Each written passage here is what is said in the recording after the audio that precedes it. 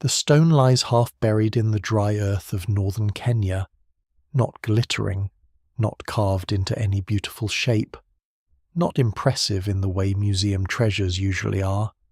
It is heavy, battered, and plain, the kind of object a person might step over without looking twice.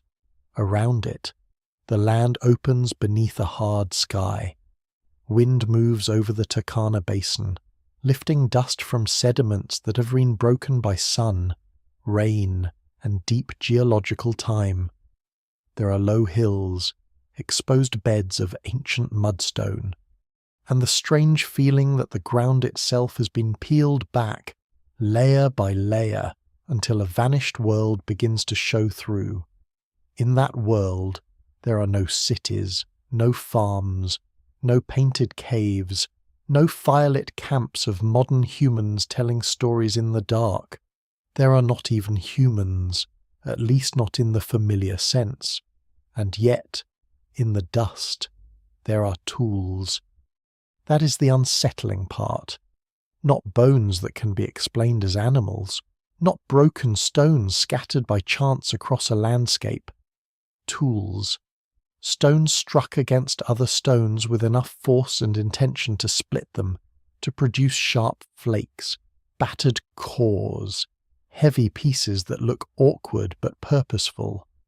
They are not elegant blades. They are not the refined hand axes of later prehistory. They are crude, bulky, almost clumsy. But they carry the marks of impact. They show scars where one stone has been driven into another. They belong to a world more than 3 million years old, a world older than the earliest confirmed members of the genus Homo. In ordinary language, they are older than humans. The phrase sounds almost impossible, because for a long time the story seemed simple enough. Humans make tools. Tool-making helps define humanity. The hand, the brain, the stone edge, the first cut into flesh, the first controlled breaking of the natural world into something useful. These belong together in a neat evolutionary sequence. A more intelligent ancestor appears. The ancestor learns to strike stone. Meat becomes more accessible. Brains expand, and the long road eventually leads to us. It was never quite that simple, but it was a powerful story, and powerful stories can shape the questions scientists ask. Then, from places like Lomekwi in West Turkana, the stones began to disturb the order of things. At Lomekwi 3, the artifacts are dated to about 3.3 million years ago. That age matters. It places them roughly 700,000 years before the classic Oldowan stone tools that once marked the beginning of the archaeological record. It places them before the earliest widely accepted Homo fossils. It places them in the time of other hominins, ancient relatives who walked upright in some fashion, but were not human in the way Homo sapiens is human, and perhaps not even human in the way Homo habilis or Homo erectus are often imagined. The evidence remains incomplete, because deep time rarely gives anything whole. But what survives in the record suggests that the first stone tool makers may not have been members of our own genus at all. Imagine the scene, not as a tidy origin moment, but as a landscape full of risk. The ancient Turkana region is not the same place it is today. Rivers shift through the basin, lakes expand and retreat, patches of woodland break the openness, animals move through the margins, crocodiles, hippos, antelope, large cats, elephants, ancient relatives, and other forms now gone. Somewhere in this changing environment, a small-brained hominin lifts a stone. Perhaps it has already learned that stones can crack nuts, smash bones, break open something tough enough to resist teeth. Perhaps the discovery is not sudden. Perhaps it comes from repeated accidents, from years of striking, dropping, pounding, and noticing. One blow lands against another stone, and a sharp edge flashes into existence. It is not a blade in the later sense. It is not beautiful. but it cuts. No one can say exactly what the maker thinks. That is the wall every archaeologist reaches sooner or later. Stones preserve force, direction, material choice, wear, and context. They do not preserve intention in the way words do. Scholars still debate how planned these earliest tools were, how often they were used, and whether they represent a widespread behavior or an isolated experiment in one corner of Africa. But even the uncertainty is part of the fascination. The objects are not supposed to be there if the old, clean version of the story is true. Their existence suggests that technology did not begin with a named human ancestor stepping confidently into history. It began earlier, messier, among beings whose faces are mostly lost. Before we go deeper, take a moment to like the video and subscribe, if this is the kind of history and mystery you enjoy, because this is not simply a story about old stones. It is a story about the moment the boundary around humanity begins to blur, and about how a few battered rocks can force an entire species to reconsider what it thinks makes it special. For most of modern archaeology, stone tools were treated as one of the most durable signatures of human behavior. Wood rots, skin disappears, plant fibers decay, bones crack, scatter, and dissolve. But stone remains. A struck flake can sit in the ground for millions of years, waiting for erosion to expose it again. Its edge may dull, its surface may weather, but the geometry of impact can survive. A stone core can remember the blows that shaped it long after the hand that held it has vanished into dust. That is why the discovery of very ancient tools is so powerful. It is not a myth, not a legend, not a later memory. It is matter carrying a record of action. And yet, matter can deceive. Natural forces break stone too. Rivers batter cobbles together. Rockfalls shatter edges. Heat and pressure split surfaces. A skeptic can ask whether an alleged tool is truly a tool or merely a broken rock with an ambitious interpretation attached to it. This is why the oldest artifacts are studied so intensely. Researchers look for patterns, repeated flake removals, striking platforms, bulbs of percussion, concentrations of objects in places where raw material and activity make sense. They compare the pieces to naturally fractured stone and to experimentally made tools. The goal is not to make the past more dramatic than it was. The goal is to see whether the stones carry a pattern nature alone is unlikely to produce. At Lomekwi, the pattern is strange because it is not quite like the later older one. The tools are larger, heavier, and in some ways more primitive than the classic flakes and cores associated with early Homo. Some seem to have been made by pounding rather than by the more controlled flaking seen later. They suggest a technology rooted partly in hammering, perhaps closer to nut cracking or bone smashing than to the neat production of cutting flakes. This matters because it hints at a pathway into tool-making that may not begin with delicate precision. It may begin with impact. A creature learns that force can open the world. That possibility makes the ancient landscape feel different. The first toolmakers may not have been visionary inventors. They may have been opportunists under pressure, animals with hands free enough to carry, eyes sharp enough to notice edges, and minds capable of linking action to result.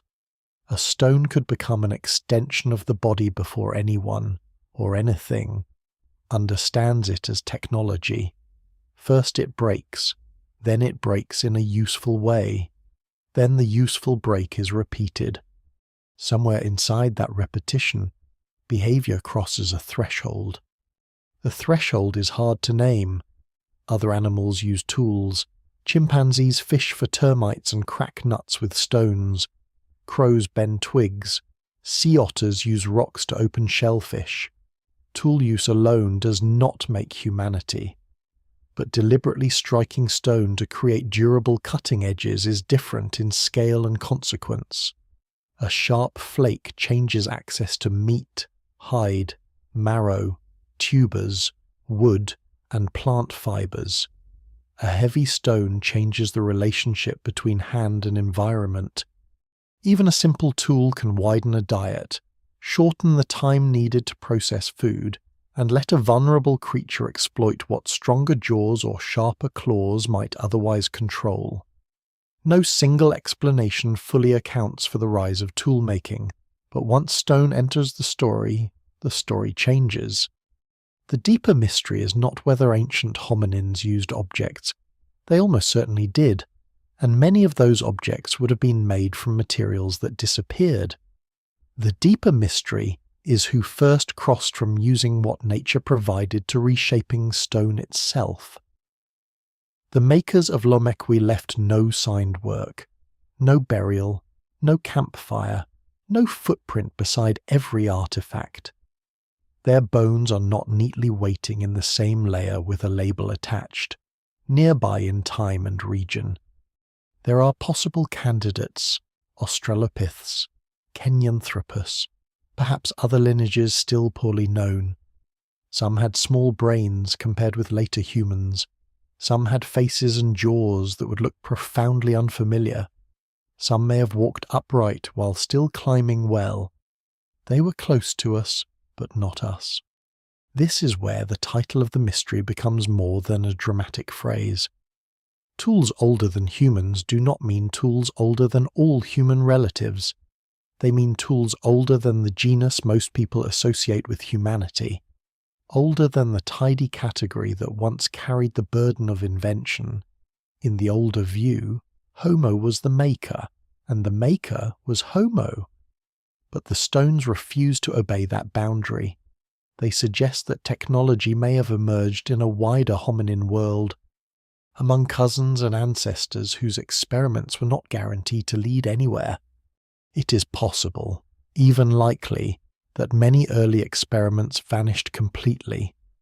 A hominin may have used a branch to dig, a bone to pry, a leaf to scoop water, a stick to probe an insect nest. None of that would usually survive for 3 million years. Stone is biased evidence. It preserves one kind of behavior and hides many others. So when archaeologists find stone tools at 3.3 million years, they are not necessarily looking at the first moment of tool use. They may be looking at the first durable trace that happened to survive. The true beginning may lie further back, in perishable materials, accidental discoveries, and repeated gestures that left no fossil at all. That thought widens the silence around the stones. The artifacts are not the beginning of intelligence, and they're not the beginning of culture in any modern sense. They're a surviving edge of a much larger darkness. Before them may be generations of trial and error. After them, long stretches of continuity and disappearance. Some tool-making traditions may have flourished briefly and ended. Some may have been reinvented. Some may have passed through populations that left no recognizable descendants. Deep time is not a straight road. It is a delta, branching, drying, flooding, and leaving behind only a few channels filled with sediment. When a researcher kneels in a place like Turkana and lifts a worked stone from the ground, the object is small enough to fit in the hand, but the question it raises is enormous. Who had hands capable of this? Who had the patience, or the habit, or the need? Was the maker hungry, threatened, curious, imitative? Was it part of a group where others watched and learned? Did the behavior spread? Or did it remain local, a brief flare of possibility in a world that soon erased its makers? The evidence cannot answer all of this. It can only point. And the direction it points is away from certainty. The oldest tools do not give us a clean birth certificate for humanity. They give us something stranger, a sign that the roots of technology extend into a pre-human world, into minds we cannot fully reconstruct, into bodies we know mostly from teeth, jaws, skull fragments, and the occasional limb bone. The makers are close enough to feel connected to us, but distant enough to remain almost alien. They stand at the edge of the human story. Not inside it exactly, but not outside it either. So the first section of this journey begins with the simple object in ancient dust, a broken stone that should not matter, yet does. It is not gold, not a monument, not a written text. It is older than kings, older than farming, older than language as we know it, older than our species, older even than the earliest humans most textbooks once placed at the dawn of tool-making. It waits in the ground while continents shift, climates turn, lakes vanish, species rise and disappear. Then someone finds it, studies its scars, dates the layer around it, and realizes that the story has opened in the wrong place. The first toolmaker may not have been human. The first technology may have belonged to a vanished cousin, and the first chapter of invention may have been written by a hand whose bones have not yet been found. Once the stone tools are placed on the table, the timeline begins to look less like a ladder and more like a cracked map. For generations, the deep past had been arranged in a reassuring order. First came ape-like ancestors, then upright walkers, then larger brains, then tools, then fire, language, art, farming, cities, and finally the restless modern world. It was always a simplification, of course, but it gave the human story a direction. It made invention feel like the natural reward of becoming more human. The older the ground becomes, the simpler the behavior is expected to be. The younger the ground becomes, the more familiar the signs should appear. But the oldest tools do not respect that rhythm. They sit too low in the sediments, too early in the story, and they force the whole arrangement to tremble. At first, this may sound like a technical problem, the kind of dating dispute that matters only to specialists, but it is much more than that. Dating is the skeleton of prehistory. Without it, every discovery floats loose, impressive but unanchored. A stone tool is only as disruptive as its age. If it is 1 million years old, it belongs comfortably to known human relatives. If it is 2.5 million years old, it reaches into the earliest known Older One world and begins to press against the origin of Homo. But if it is more than 3 million years old, it steps beyond the familiar border. It enters a time when the makers should not be there, at least not according to the old expectations. The mystery begins not with the shape of the tool alone, but with the layer that holds it. The sediments of places like the Turkana Basin are not random heaps of dirt. They are pages in a geological book, though many pages are torn, folded, or burned at the edges. Volcanic ash falls over landscapes and later becomes a datable marker. Rivers lay down sand and silt. Lakes rise, retreat, and leave behind chemical traces. Ancient magnetic signals in rock record reversals in Earth's magnetic field. Fossils of animals known from other sites help anchor one layer to another. No single method is perfect, and scholars still debate details in many ancient contexts, but the strength comes from convergence. When several lines of evidence point to the same broad age, the ground itself begins to testify. This is why the claim of very ancient tools causes such attention. It is not enough to say a stone looks worked. It must be shown that the stone came from a secure context, that it was not washed down from a younger layer, that the surrounding geology has not been misread, that the marks on the stone are not natural damage dressed in human meaning. The older the claim, the sharper the scrutiny becomes. Archaeology has learned caution the hard way. There have been objects once celebrated as extremely ancient artifacts that later lost their power under closer analysis. Nature is a talented forger. Rivers can bruise stone, gravity can create fractures. Excavators can be fooled by pieces resting near a layer rather than within it. The evidence remains incomplete, and sometimes it remains stubbornly ambiguous. Yet the discomfort around the oldest tools does not come only from doubt. It also comes from possibility. If the age is right, then the first stone technology is not a sudden spark produced by the first humans. It is a behavior already present in a more crowded ancestral world. That means the classic boundary between human and pre-human is not a wall. It is a fog bank. Shapes move inside it. Some are ancestors, some are cousins, some are dead ends, and some cannot yet be named. The closer researchers look, the less the story resembles a single heroic line climbing toward modern humanity. This is one of the great shocks of paleoanthropology. Human evolution is not a parade.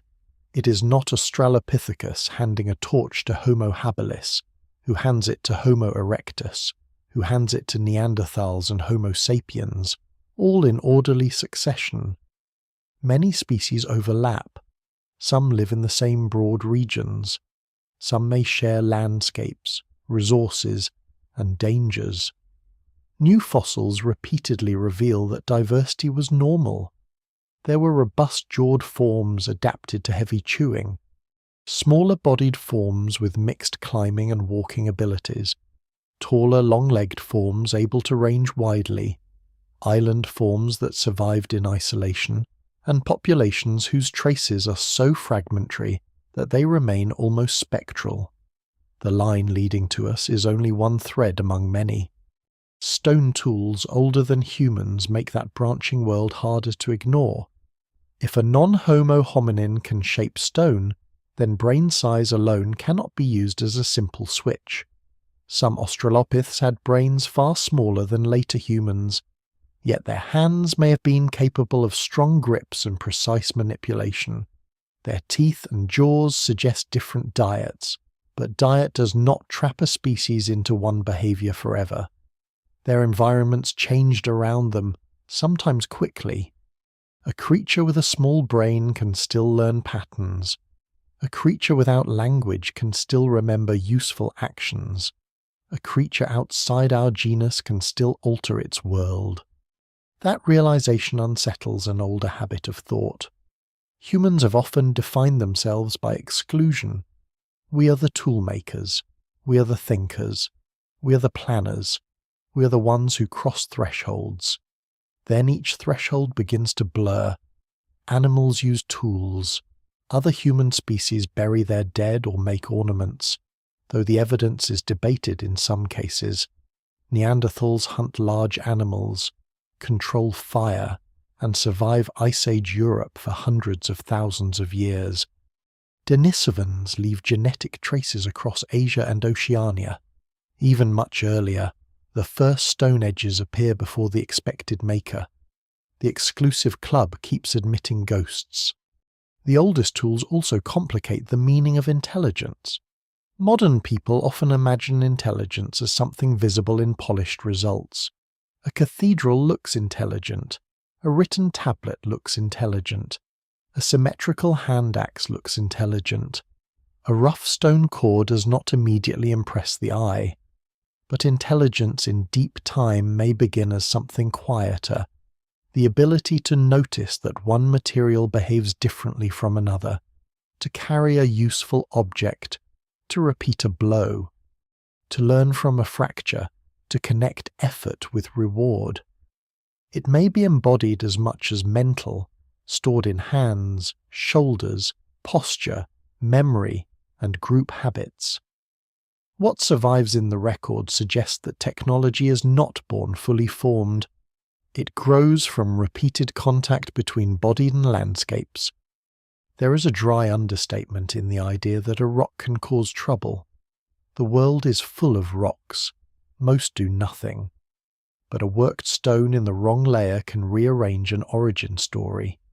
It can make a familiar phrase like, the dawn of humanity seem less like a dawn and more like a long, uncertain twilight.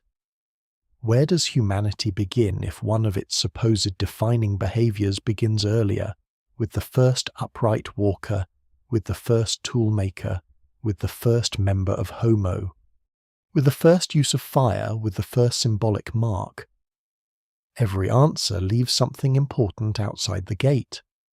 The problem becomes sharper because the fossil record does not line up neatly with the archaeological record. Bones and tools do not always appear together. A site may preserve artifacts but no maker. Another may preserve hominin fossils but no tools. Sometimes fossils are found nearby in age but not in direct association. This creates a detective story with missing suspects and scattered clues. At one moment, a jaw appears. Elsewhere, a foot. Somewhere else, a stone flake. The temptation is to connect them into a single narrative, but responsible science moves more carefully. It asks what can be known, what can be inferred, and what remains speculation. That caution does not weaken the mystery, it strengthens it. The absence of a clear maker means the ancient tools cannot be reduced to a simple label. They remain open, pulling several possible hominins into consideration. Perhaps the maker belonged to a known species whose abilities have been underestimated. Perhaps it belonged to a poorly understood form known from only a few fossils. Perhaps the actual toolmaker has not yet been found. This last possibility is not far-fetched. Deep time is uneven in what it preserves. Whole populations can vanish from the fossil record as if they never existed. A lineage may live for hundreds of thousands of years and leave only a tooth, or nothing at all. When the timeline fractures, it does not merely move a date backward, it changes the nature of the story. Toolmaking is no longer a clean milestone placed after the emergence of humans. It becomes part of the evolutionary experiment that helped produce humans, but was not limited to them. It may have shaped diets before large brains expanded. It may have opened new ecological niches before Homo became widespread. It may have encouraged social learning, not as an advanced cultural achievement, but as a survival habit among vulnerable creatures in dangerous landscapes. No single explanation fully accounts for this, but the sequence matters. If tools come before Homo, then tools may be one of the pressures under which Homo later evolves, not simply the product of Homo after it appears. This reverses a familiar assumption. Instead of larger brains inventing tools, tool use may help create conditions in which larger brains become more useful. Better access to meat and marrow, more efficient foraging, new ways to process plants, and perhaps new forms of cooperation could all matter.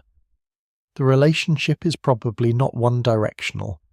Bodies, brains, environments, diets, and technologies likely push one another in loops. A hand capable of gripping stone changes what food can be reached. A sharper edge changes what a carcass means. A richer diet may affect energy available to the brain. A learned behavior may favor better memory or observation. Evolution rarely moves like a straight line when it can move like a knot. The crack timeline also forces attention onto failure. The first experiments with stone did not guarantee progress. There may have been long pauses, local traditions, dead ends, and reinventions. Technology can be lost as well as gained. A behavior that appears in one population may never spread beyond it. A climate shift can erase the group that practices it. A lake can dry, a forest can retreat, predators can change, and a fragile tradition can disappear without descendants. In later human history, skills vanish when communities collapse. There is no reason to think deep prehistory was immune to loss. The oldest tools may belong not to the beginning of an unbroken chain, but to one of several early attempts. and so the fracture in the timeline becomes a doorway. On one side is the old picture a single human line acquiring traits in a predictable order. On the other is a stranger landscape filled with overlapping species, partial abilities, experiments, and disappearances. This is not a downgrade of humanity. It is a richer and more unsettling origin. It means that what eventually becomes human is assembled from older pieces, some inherited, some transformed, some perhaps borrowed from ecological pressures shared with vanished cousins. The first toolmakers do not need to be us for their actions to matter. Their stones may still belong to the deep ancestry of our behaviour. By the time the dust settles, the question has changed. It is no longer simply, who made the first tools it becomes? How many kinds of beings were capable of making them, and how much of our story began before our own kind had appeared? The ground does not answer quickly. It offers fragments, dates, scars, and silences. But the silence is no longer empty.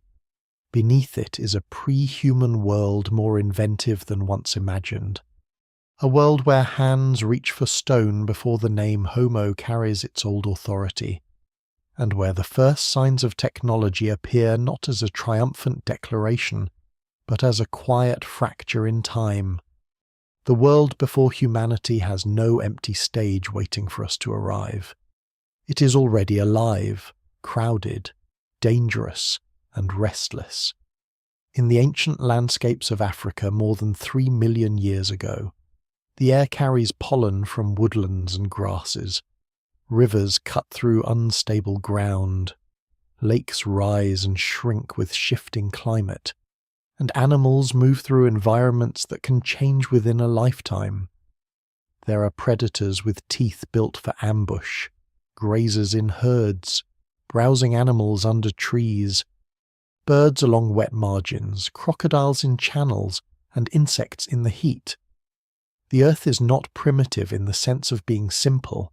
It is complex, layered, and full of pressure. Somewhere inside that world, among creatures still difficult to classify cleanly, a hand closes around stone. To understand why tools older than humans matter, the makers must be placed back into their living world. They are not isolated minds inventing technology in a vacuum. Their bodies moving across uneven ground, searching for food, avoiding death, learning the habits of seasons and animals. Some walk upright, though not all in the same way. Some retain long arms or curved fingers that hint at climbing. Some have teeth adapted for chewing tough foods. Some have skulls with small brain cases. Nothing like the swollen vault of modern humanity. They are close enough to stand in our ancestry's shadow, but far enough away that meeting one face to face would feel less like seeing a primitive human and more like encountering a vanished form of life with its own logic. This is the age of Australopiths and their relatives. The name often appears in textbooks as if it describes a single stepping stone, but in reality it covers a varied set of hominins spread across long periods and different landscapes. Australopithecus afarensis. The species made famous by the skeleton called Lucy lives earlier and overlaps broadly with the time before the oldest known stone tools. Other forms appear later or elsewhere. Kenyanthropus platyops, known from the Turkana region, is another possible presence in this murky world, though its place in the family tree remains debated. The evidence remains incomplete, and many fossils are fragments rather than portraits. A face here, a jaw there, a few teeth, a partial limb. From these remains, scientists rebuild not just bodies but possibilities. The first surprise is that upright walking does not immediately produce humanity. Bipedalism is ancient by this time. Some hominins have already been walking on two legs for millions of years, yet they are not modern, not large-brained, not masters of the planet. Walking upright changes the body, but it does not automatically create tools, language, or culture. It frees the hands more often, changes how food can be carried, alters the view across open ground, and reshapes birth, balance, and movement. But evolution does not hand out rewards like prizes. A freed hand can carry fruit, clutch an infant, climb a tree, throw a branch, or hold a stone. Only under certain pressures does that hand become part of a technological system. The ancient African environments provide those pressures in abundance. The climate is not fixed. Forests expand and contract. Grasslands spread in some regions. Lakes appear as rich magnets for animals and then retreat, leaving exposed mud, salt, and bones. Volcanic activity covers ground with ash that will later help researchers date the layers. Faults open and shift. The Great Rift System creates basins that trap sediments, fossils, and clues. These landscapes are not merely backgrounds. They are engines of change. A hominin living near a lake margin may have access to water, edible plants, shellfish, stranded animals, and predators drawn to the same resources. A hominin living near woodland edges may move between trees and open patches, collecting fruit in one place, roots in another, and perhaps scavenging when opportunity appears. In such a world, survival favours flexibility. Strong jaws help, but they do not solve every problem. Climbing helps, but the ground still must be crossed. Social living helps, but a group still needs food. A creature that can use a stone to smash something difficult gains a small advantage. A creature that remembers where good stone lies gains another. A creature that notices a sharp edge and uses it may gain access to flesh or plant material otherwise unavailable. None of this requires a human mind in the modern sense. It requires attention, memory, and repeated contact with a difficult environment. What survives in the record suggests that early toolmaking grew from these practical pressures, not from some sudden leap into abstract invention. There is a lesser-known detail in this story that often slips past the popular imagination. The earliest toolmakers may have lived in more wooded environments than the old savanna origin story once implied.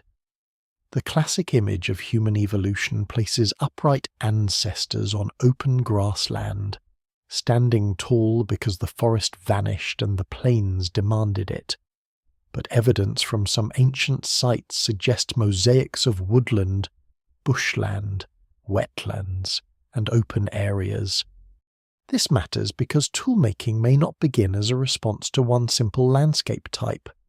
It may emerge in ecotones, the edges where different habitats meet, where resources are varied but unpredictable. Edges are places of opportunity. They are also places of danger.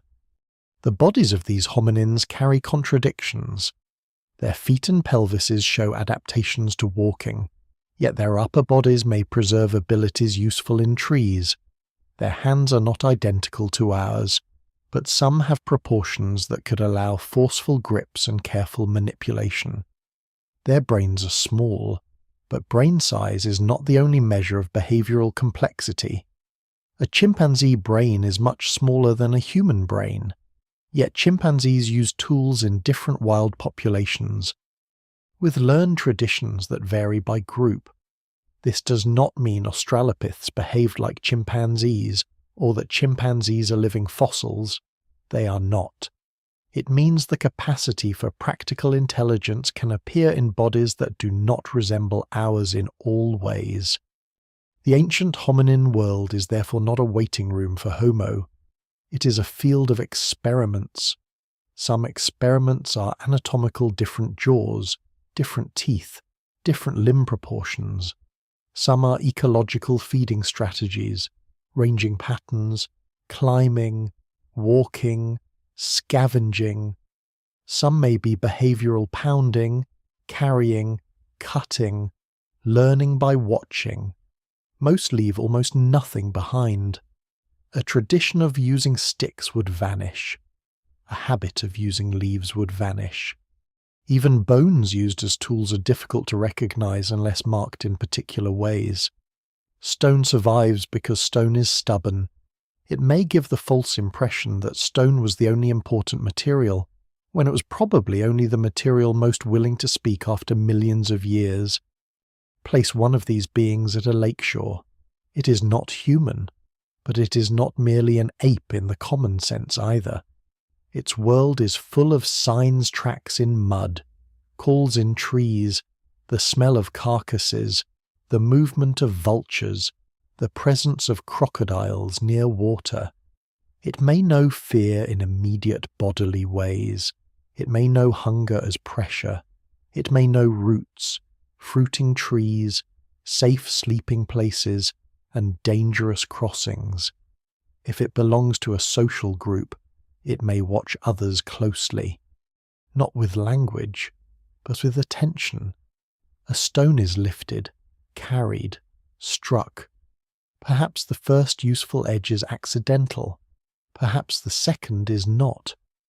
The difference between accident and habit may be one of the most important differences in the entire human story.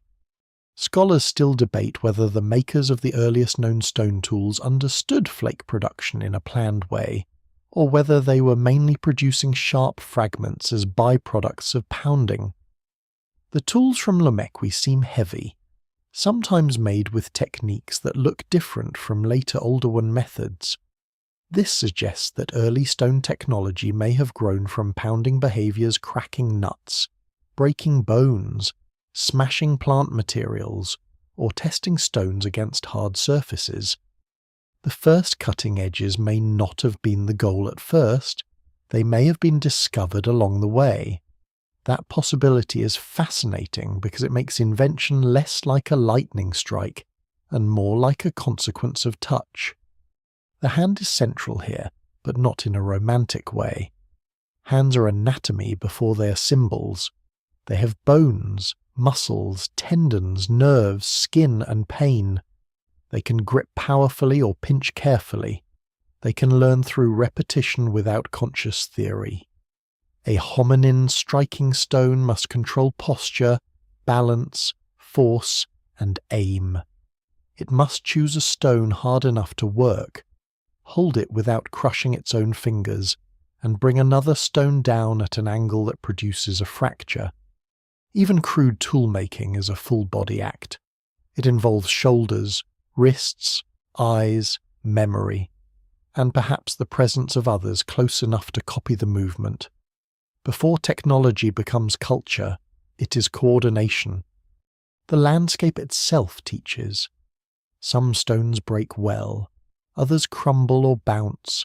Lava, quartz, basalt, phonolite, chert, and other materials behave differently. A creature that experiments with them learns without needing words for hardness or fracture. It may return to a source of good stone. It may carry a piece away from where it formed. Transport is one of the quiet signs archaeologists look for, because moving raw material suggests that an object matters beyond the moment it is found. Even a short carry implies memory and expectation. The stone is not just scenery, it is useful elsewhere. There is also danger in usefulness. A carcass with meat attracts competitors. A bone with marrow may be valuable, but breaking it takes time. A sharp edge may help remove flesh quickly, yet the smell of blood belongs to predators too. Early tool use may not have made hominins dominant hunters. That image probably belongs much later. Instead, tools may have helped vulnerable creatures exploit brief windows of opportunity a dead animal before hyenas arrive, a limb left by a larger predator, a tough plant food during a lean season. The first technology may be less about conquest than about stealing a little more survival from a harsh day. This is why the phrase "before humanity had a name" matters. The beings in this world do not know they are ancestors or cousins. They do not know that millions of years later, their stones will be weighed, measured, photographed, debated, and placed at the center of arguments about what humanity is. They live inside immediate needs, but deep time gives ordinary acts enormous consequences. A blow struck for food becomes, if preserved, evidence of cognition. A broken cobble becomes a challenge to a genus. A forgotten lakeshore becomes a place where the human story begins to lose its clean edges. No single fossil can yet stand beside the oldest tools and accept responsibility.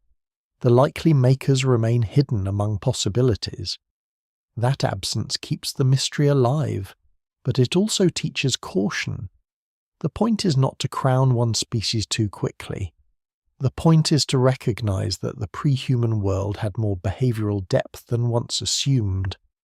Hominins with small brains and unfamiliar faces were not passive shapes waiting for evolution to improve them.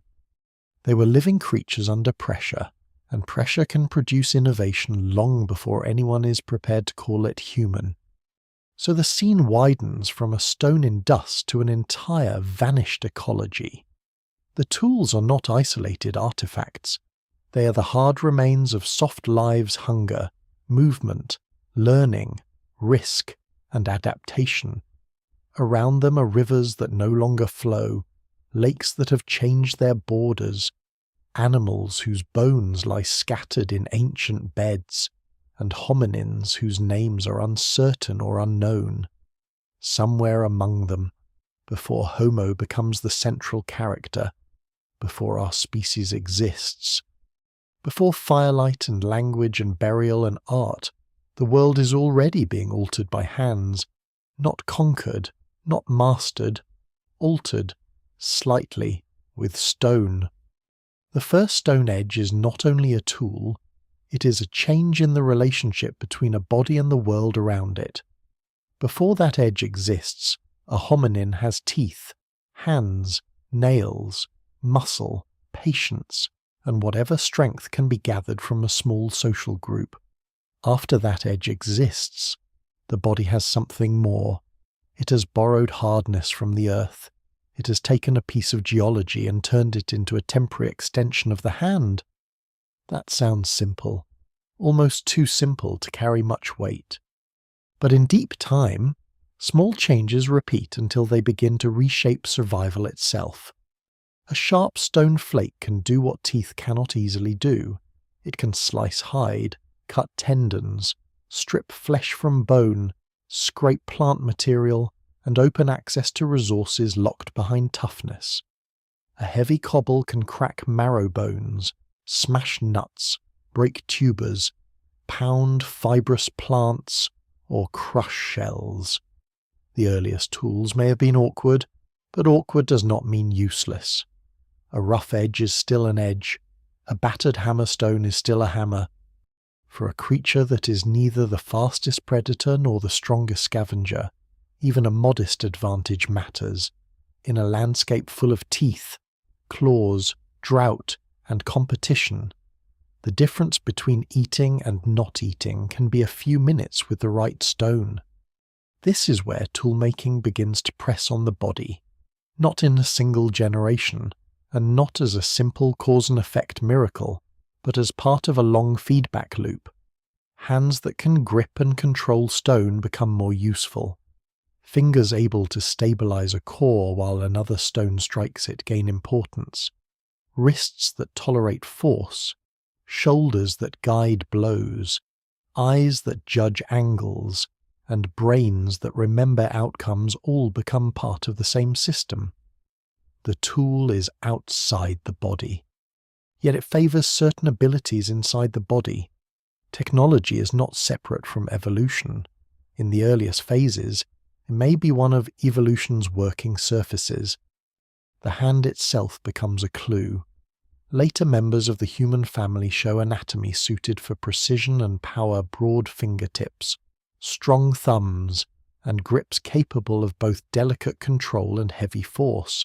But some earlier hominins already possess hints of useful manual ability. the evidence remains incomplete, because hands fossilize poorly compared with teeth and jaws, and often the bones are found without the tools that would explain them. Still, what survives suggests that tool-related capacity did not appear all at once with modern humans, or even with later Homo. It was assembled gradually. Some parts of the system were present before the classic toolmakers arrived. This matters because the old story often placed the brain at the beginning of invention. First the brain grows, then tools appear. But the deeper record allows another possibility. Hands, posture, diet, and opportunity may have prepared the way before dramatic brain expansion. A hominin does not need a modern brain to discover that one stone can break another. It needs enough coordination, enough curiosity or hunger, enough memory, and enough social tolerance for a useful habit to persist. Scholars still debate how much planning the earliest makers possessed, but the stones themselves show that force was being organized. A random blow becomes a repeated technique. Repetition is the quiet ancestor of craft. Food is one of the strongest reasons that repetition may have mattered. The ancient African landscape offers many kinds of food, but few of them are effortless. Fruits ripen and vanish. Seeds and nuts may require crushing. Underground storage organs can be fibrous or hidden. Animal carcasses are rich but dangerous. Marrow is energy-dense but sealed inside bone.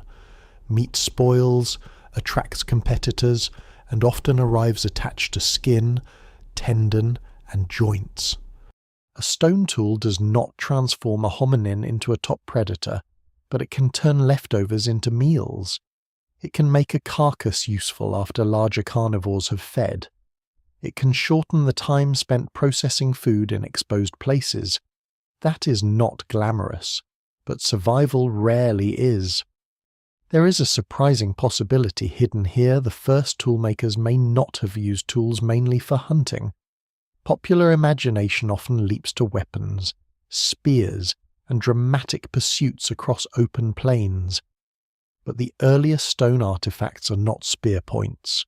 They are cores, flakes, hammer stones, and pounding tools. Their value may have been in processing rather than killing. Cutting meat from a carcass is different from bringing the animal down. Cracking bones is different from stalking prey. For early hominins, tools may have served most often as access devices, ways of entering food packages that nature had locked. This changes the emotional texture of the story. The first technologies may have been born not from dominance, but from vulnerability. A group of small-bodied hominins at the edge of a carcass is not ruling the landscape. It is negotiating with danger. Vultures may be circling. Hyenas may be near. Cats may return. Crocodiles wait at water. The tool allows speed, extraction, and perhaps a little confidence. But it does not remove fear. The earlier stone edge is not a crown. It is a chance. Over many generations, those chances may influence diet. Meat and marrow provide concentrated calories and nutrients. Processed plant foods can become easier to chew and digest. Pounding or cutting may reduce the energetic cost of eating. This is important because bodies run on budgets. Brains are expensive tissue. They demand energy even at rest. Later human evolution is marked by larger brains, smaller teeth in some lineages, changing guts, and increasing reliance on higher quality foods.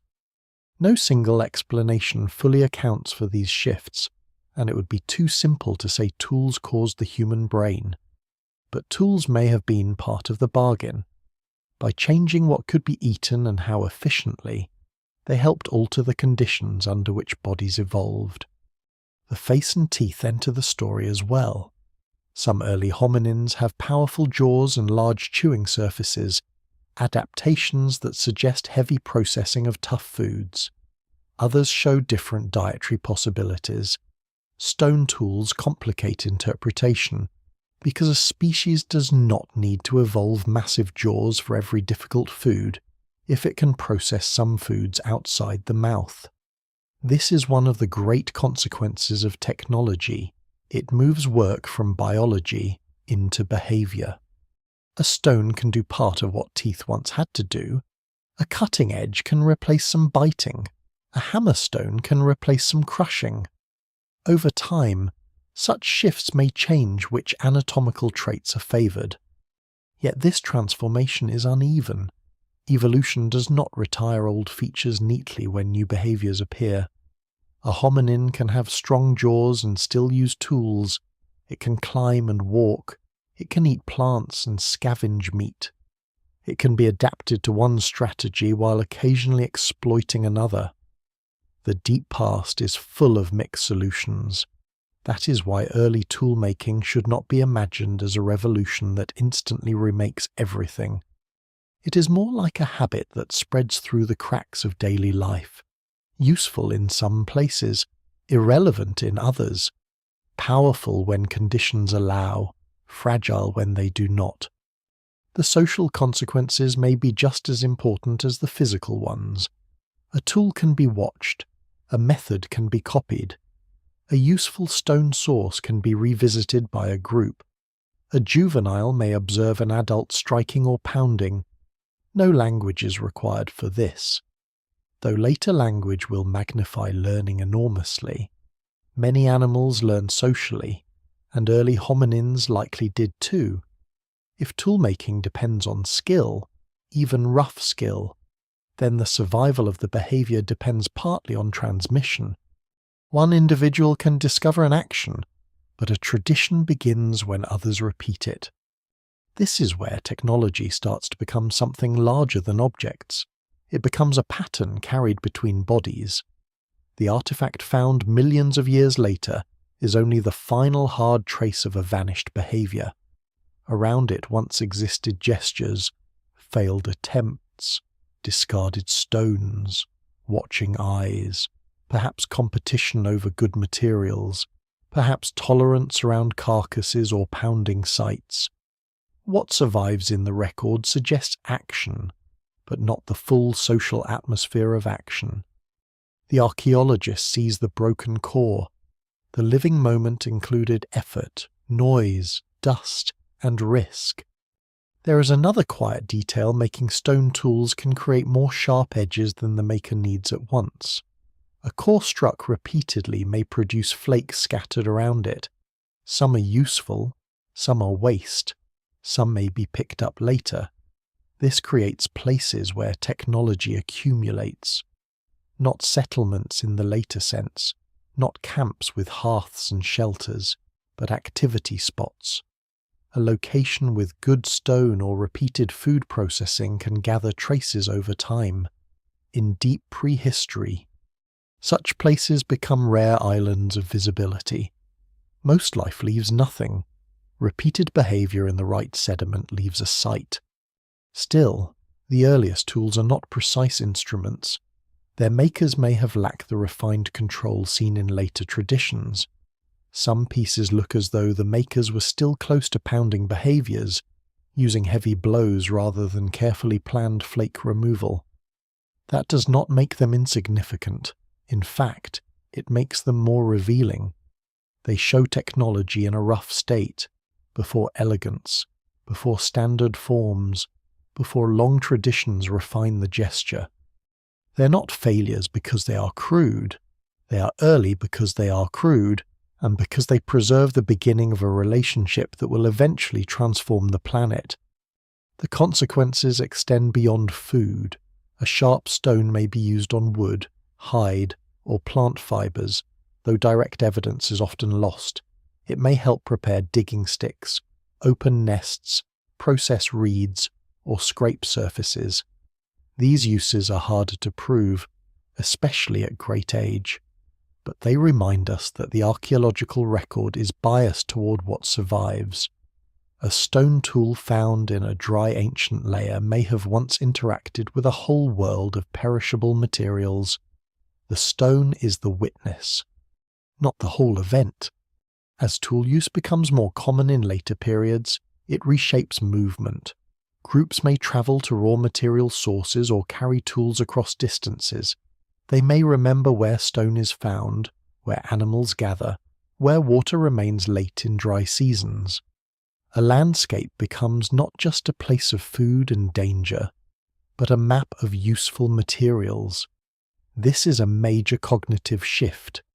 It means the environment is understood in terms of future use. A cobble picked up now may matter later. A place visited today may be worth returning to when conditions change. Planning does not need to be modern to be real.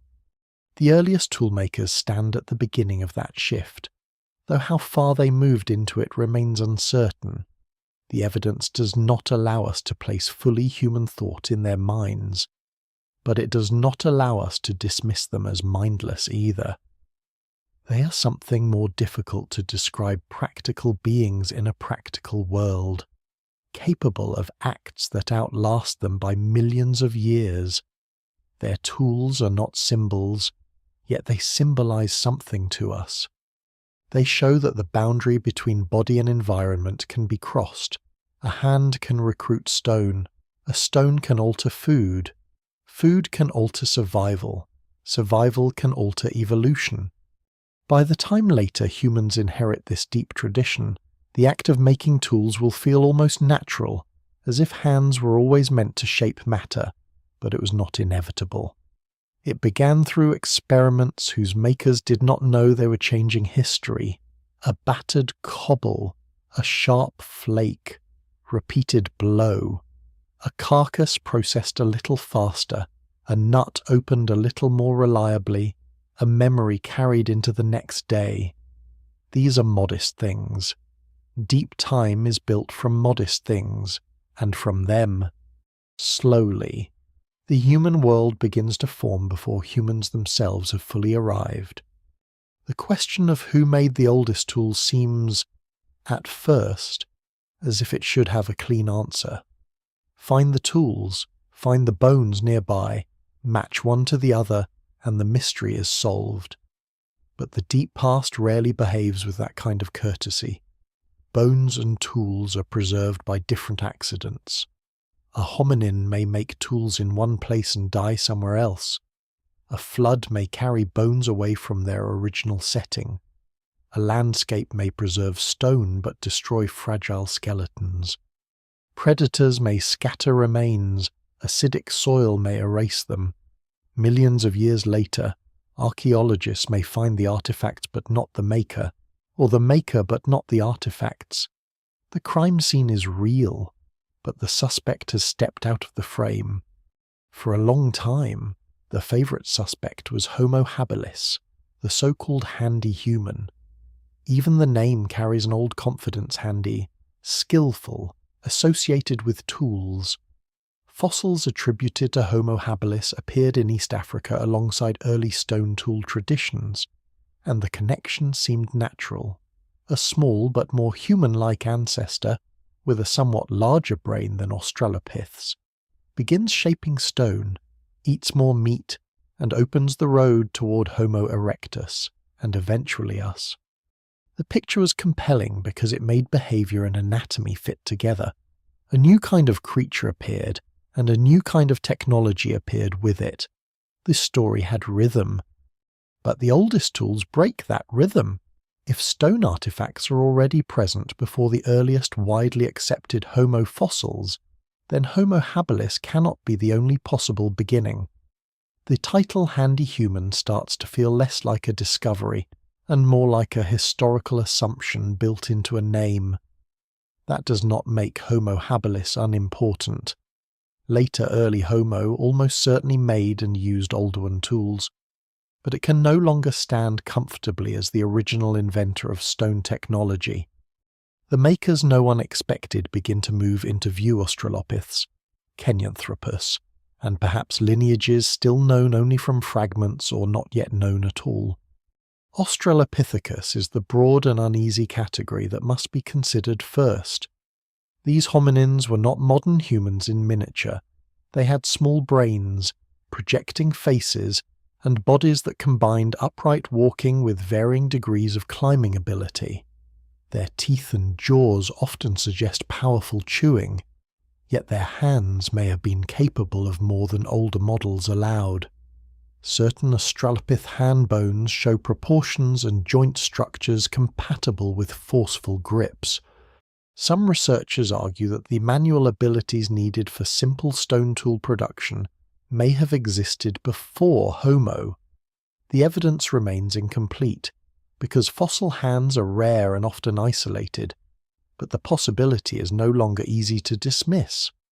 A famous example sits close to the heart of the problem: Australopithecus afarensis, the species known from Lucy and from footprints at Laetoli. Lucy's kind walked upright long before the oldest known stone tools, yet retained features that suggest climbing still mattered. For years, afarensis was imagined as pre-tool, a creature important for locomotion but not yet for technology. Then cut-marked bones from Dakika in Ethiopia, dated to around 3.4 million years ago, entered the debate. The marks were interpreted by some researchers as possible evidence of stone tool butchery before known Homo. Others challenged this, arguing that trampling or natural processes could mimic some marks. Scholars still debate the evidence, and no single interpretation has settled the matter completely. But the controversy itself reveals how unstable the old boundary has become. If Australopiths were capable of at least occasional tool use, then small brain size cannot be treated as a simple barrier. Lucy's brain was not much larger than that of a chimpanzee, yet brain size alone does not define what an animal can learn. Chimpanzees today use stones to crack nuts, though they do not normally flake stone in the archaeological sense. Capuchin monkeys can unintentionally produce sharp-edged flakes while pounding stones, creating objects that resemble some ancient artifacts without using them as cutting tools. These modern examples do not explain the ancient record directly, but they warn against overconfidence. Tool-like objects, tool use, and intentional tool-making are related, but not identical. The deep past lives in the difficult spaces between them. Then there is Kenyanthropus platyops, the flat-faced hominin from the Turkana region. Its fossils are fragmentary and its status remains debated. Some scientists treat it as a distinct genus and species. Others wonder whether distortion, variation, or classification problems complicate the picture. But its age and location make it impossible to ignore when thinking about the Lomekwi tools.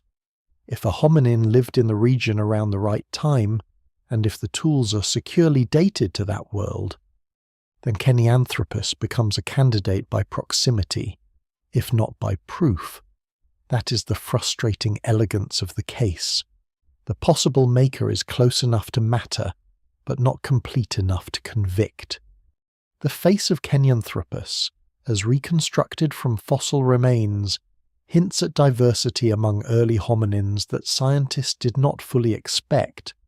It suggests that more than one kind of upright walking relative occupied African landscapes before Homo became prominent.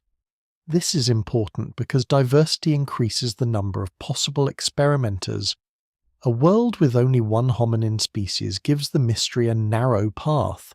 A world with several overlapping forms becomes much harder to solve. One lineage may leave fossils, another may leave tools, a third may leave neither in a particular basin, though it lived there long enough to matter. There were also robust Australopiths, often grouped under Paranthropus, with massive jaws and large teeth adapted for heavy chewing. They appear later than the Lomekwi tools, but overlap with early stone tool industries in some regions. For a long time, they were treated as evolutionary side branches, powerful chewers but not serious candidates for tool-making. Yet some sites have raised questions about their behaviour, and in later periods, their fossils sometimes appear near tools. The association is not simple, and many researchers still favour early Homo as the main toolmaker in those contexts. But the old habit of assuming that robust jaws equal dull behaviour has weakened. A specialised diet does not prevent intelligence. A strange face does not rule out skill.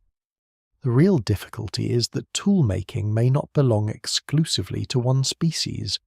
Modern humans often prefer firsts the first tool-maker, the first fire user, the first artist, the first farmer. But behaviours can emerge gradually, in more than one population, and at more than one time. A technique may be invented, lost, reinvented, copied, or transformed. If several hominin species had hands capable of manipulating stone, and if several lived under similar environmental pressures, then more than one may have experimented with pounding, flaking, cutting, or carrying tools. The oldest tools may not point to a single heroic inventor. They may reveal a behavioral zone shared by multiple relatives. This idea is unsettling because it dissolves a cherished hierarchy. Homo is not necessarily the sole source of technological destiny. Instead, Homo may be one participant in a broader hominin world where useful behaviors circulate, appear, and disappear. Later, our genus becomes extraordinarily successful, especially with Homo erectus and its descendants spreading across vast regions. But success should not be confused with exclusive origin. The winner of a long evolutionary contest is not always the first to try a strategy. The makers no one expected may also include unknown hominins. This is not a convenient escape hatch. It is a realistic possibility. The fossil record is sparse. Many species are known from a handful of bones. Some are named from jaws or teeth. Others may be hidden inside categories that will later be split or revised. Entire populations may have lived in environments where fossilization was unlikely. If a tool-making group died in acidic forest soils, or if its remains were scattered outside sedimentary basins, it might leave no recognizable skeletal trace. Stone tools could outlive bones, creating an archaeological ghost behavior without a body. The ghostliness deepens when one remembers that names are modern tools too: Australopithecus, Kenyanthropus, Homo, Paranthropus. These categories help scientists organize evidence, but ancient creatures did not live inside labels. Evolution produces populations, variation, interbreeding, local adaptation, and blurred boundaries. A fossil jaw becomes a species because researchers need a way to discuss it. But the living reality may have been messier. Populations at the edge of one form may resemble another. Traits may not evolve together. A hand capable of tool-making might appear in a lineage whose skull looks archaic. A larger brain might appear before other features catch up. The fossil categories are necessary, but they can make the past appear cleaner than it was. This is why the oldest tools carry such philosophical weight. They're not impressive in the way later human creations are impressive, but they challenge the naming system. If they predate Homo, then either Homo is older than currently known, or non-Homo hominins made tools, or the maker belongs to some still unrecognized branch. Each possibility has consequences. An older Homo would push the genus back into poorly sampled time. A non-Homo toolmaker would widen the behavioral abilities of Australopith-like relatives. An unknown maker would remind us how much remains buried or destroyed. None of these options restores the old simplicity. There is a human temptation to look at the earliest tools and search for ourselves in them. We want the maker to be a direct ancestor, a small beginning of our own hand. But the past does not owe us direct ancestry. Some of the earliest toolmakers may have been cousins, whose lines ended completely. They may have contributed nothing genetically to modern humans, and yet still participated in the deep history of technology. their experiments may have disappeared. While similar behaviours later flourished elsewhere, a vanished cousin can still reveal what hominin bodies and minds were capable of. That possibility gives the mystery its quiet sadness. The makers may never be known by name. Their species may never be securely identified. They may remain as a set of possibilities arranged around stone scars and sediment dates. But this uncertainty does not make them less real. Somewhere in the ancient Turkana landscape, or in other regions not yet discovered, beings stood, crouched, carried, struck, and learned. They did not know they were leaving evidence. They did not know that one day, a species with satellites, laboratories, and museums would argue over their stones. They were simply alive, and being alive required solutions. By the end of this search for the maker, the most honest answer is not a single name but a widened field. Homo habilis may have inherited and refined traditions older than itself. Australopiths may have been more behaviourally flexible than once imagined. Kenyanthropus may represent a candidate from a poorly understood branch. Other unknown hominins may wait in the missing record. The evidence remains incomplete, and no single explanation fully accounts for every clue. But the direction of the evidence is clear enough to disturb the old confidence the first toolmakers may not have looked like the first humans. They may have worn unfamiliar faces, carried small brains, climbed trees as well as walked the ground, and belonged to lines that vanished long before history began. Yet in their hands, stone began to change. The deeper archaeologists look, the more the beginning refuses to stay where it was placed. For much of the 20th century, the Oldowan stood like a threshold. It was not the first culture in any rich human sense, not a civilization, not a language, not an art, but it was the oldest widely accepted stone tool industry, and it carried an almost ceremonial importance. At sites in East Africa, especially Olduvai Gorge in Tanzania, and later other localities across the continent, researchers found simple flakes, cores, and hammerstones dated to roughly 2.6 million years ago and after. These tools were crude compared with later hand axes, but they were unmistakably worked. They gave prehistory a starting line. The Oldowan world is still ancient beyond easy imagination. At 2.6 million years ago, the planet is cooler than in earlier epochs. African environments are changing. Hominins are diversifying. Early Homo appears in the fossil record around this broad span, though its earliest traces are debated and fragmentary.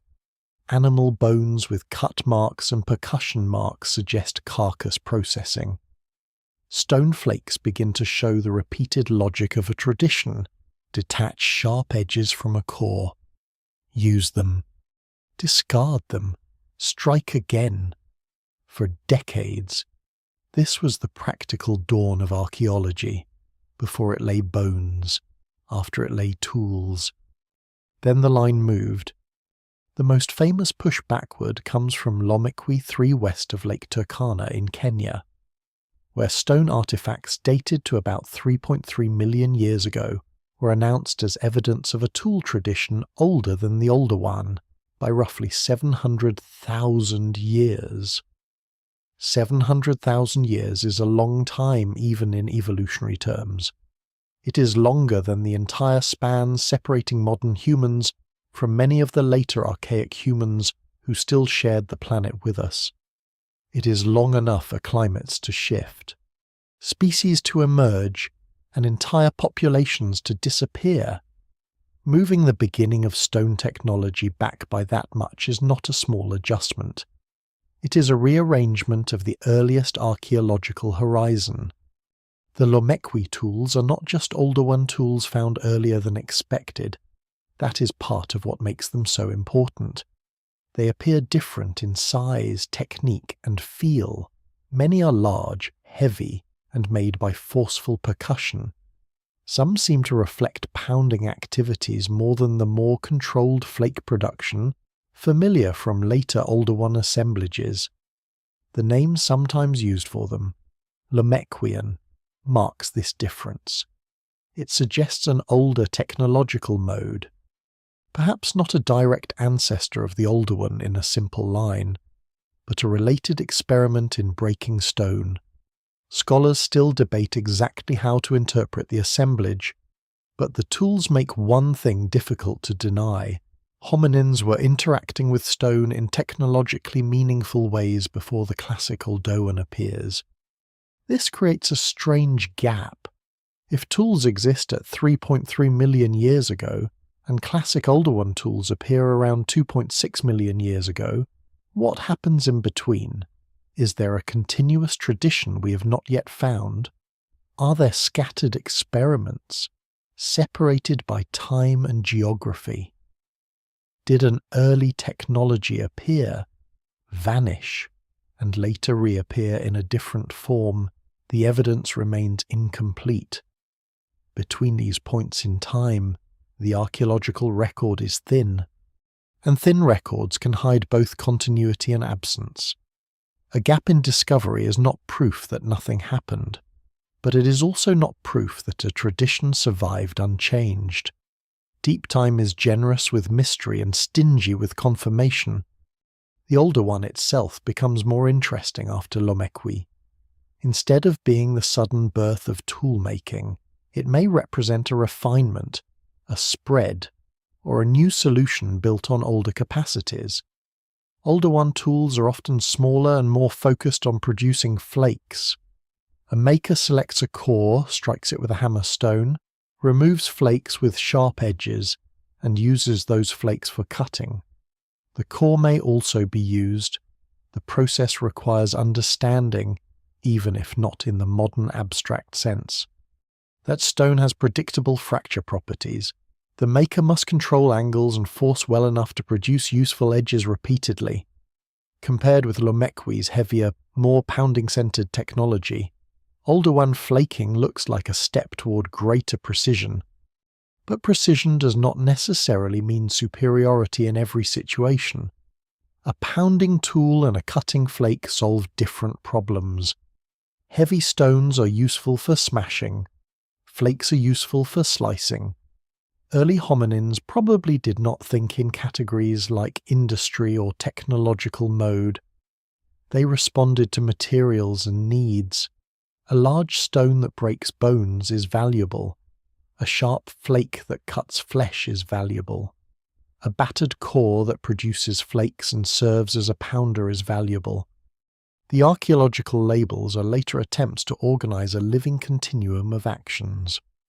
The discovery of older-than-Oldowan tools also reveals how fragile scientific starting points can be.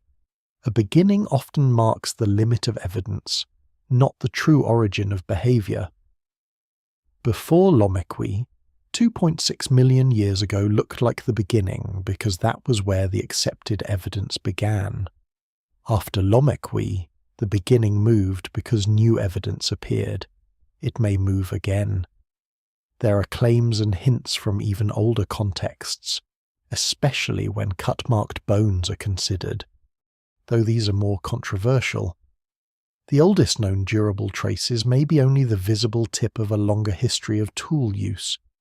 The first stone artifacts preserved in sediments are not necessarily the first stone artifacts ever made. This is where archaeology becomes almost humbling. The earliest technologies were likely rare, local, and made in landscapes where preservation depended on accidents. A stone tool has to be dropped or left in a place where sediment covers it. That sediment must survive erosion, tectonic disturbance, weathering, and burial. Millions of years later, the layer must be exposed again or excavated. Researchers must recognize the object, date it correctly, and interpret it cautiously. The chain of survival is absurdly narrow. For every tool found, countless others may have been destroyed, buried too deeply, or never noticed. The record is not a complete archive. It is a handful of pages rescued from a burned library, and some of those pages are hard to read. Very early tools often lack the standard forms seen in later periods. They can look crude enough to invite skepticism. Were they intentionally flaked? Were they byproducts of pounding?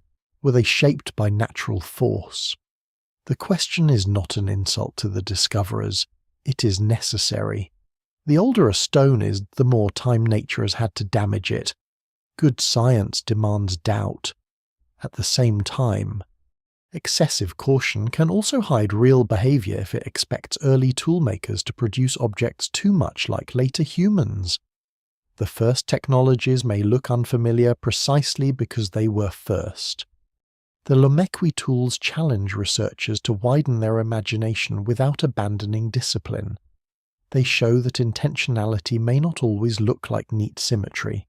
It may look like repeated heavy strikes. It may leave cores that seem awkward because the maker's goal was not elegance. It may reflect hands learning stone through impact, not through the refined, flaking strategies that become common later. This is one of the most fascinating parts of the mystery. The earliest technology may not be a rough version of later technology so much as a different relationship with stone. In later Oldowan contexts, the association between tools and animal remains becomes clearer.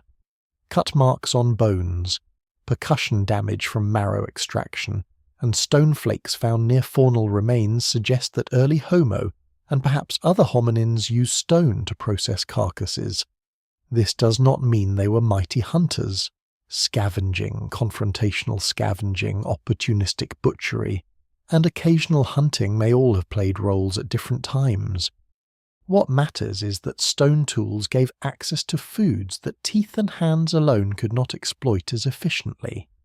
By the Oldowan, the archaeological signal of this behavior becomes stronger. Older than the Oldowan, the signal is dimmer. That dimness is part of the story. The Lomekwi artifacts do not come with a complete portrait of daily life. They do not tell us exactly what was being processed. They do not show whether the makers carried flakes away, used them on meat, cracked nuts, broke wood, or engaged in several activities. Useware studies and context can offer clues, but deep age and preservation limit certainty. What survives in the record suggests technological behavior. It does not reveal every purpose behind it. The earliest tools speak, but in a low voice. Still, their presence widens the landscape of possibility. If hominins were making stone tools at 3.3 million years ago, then the abilities required for Oldowan toolmaking did not arise from nothing. There may have been a long prehistory of manual experimentation. Pounding behaviors could have trained the body and mind. Carrying stones could have encouraged planning. Breaking hard materials could have made fracture patterns familiar. Watching others could have transmitted habits. By the time Oldowan flaken becomes widespread, hominins may already have inherited a deep behavioral foundation, even if not a continuous formal tradition. This foundation may have been shared unevenly. One group may have used stone often, another rarely. One region may have preserved tools, another may have relied more on wood or bone.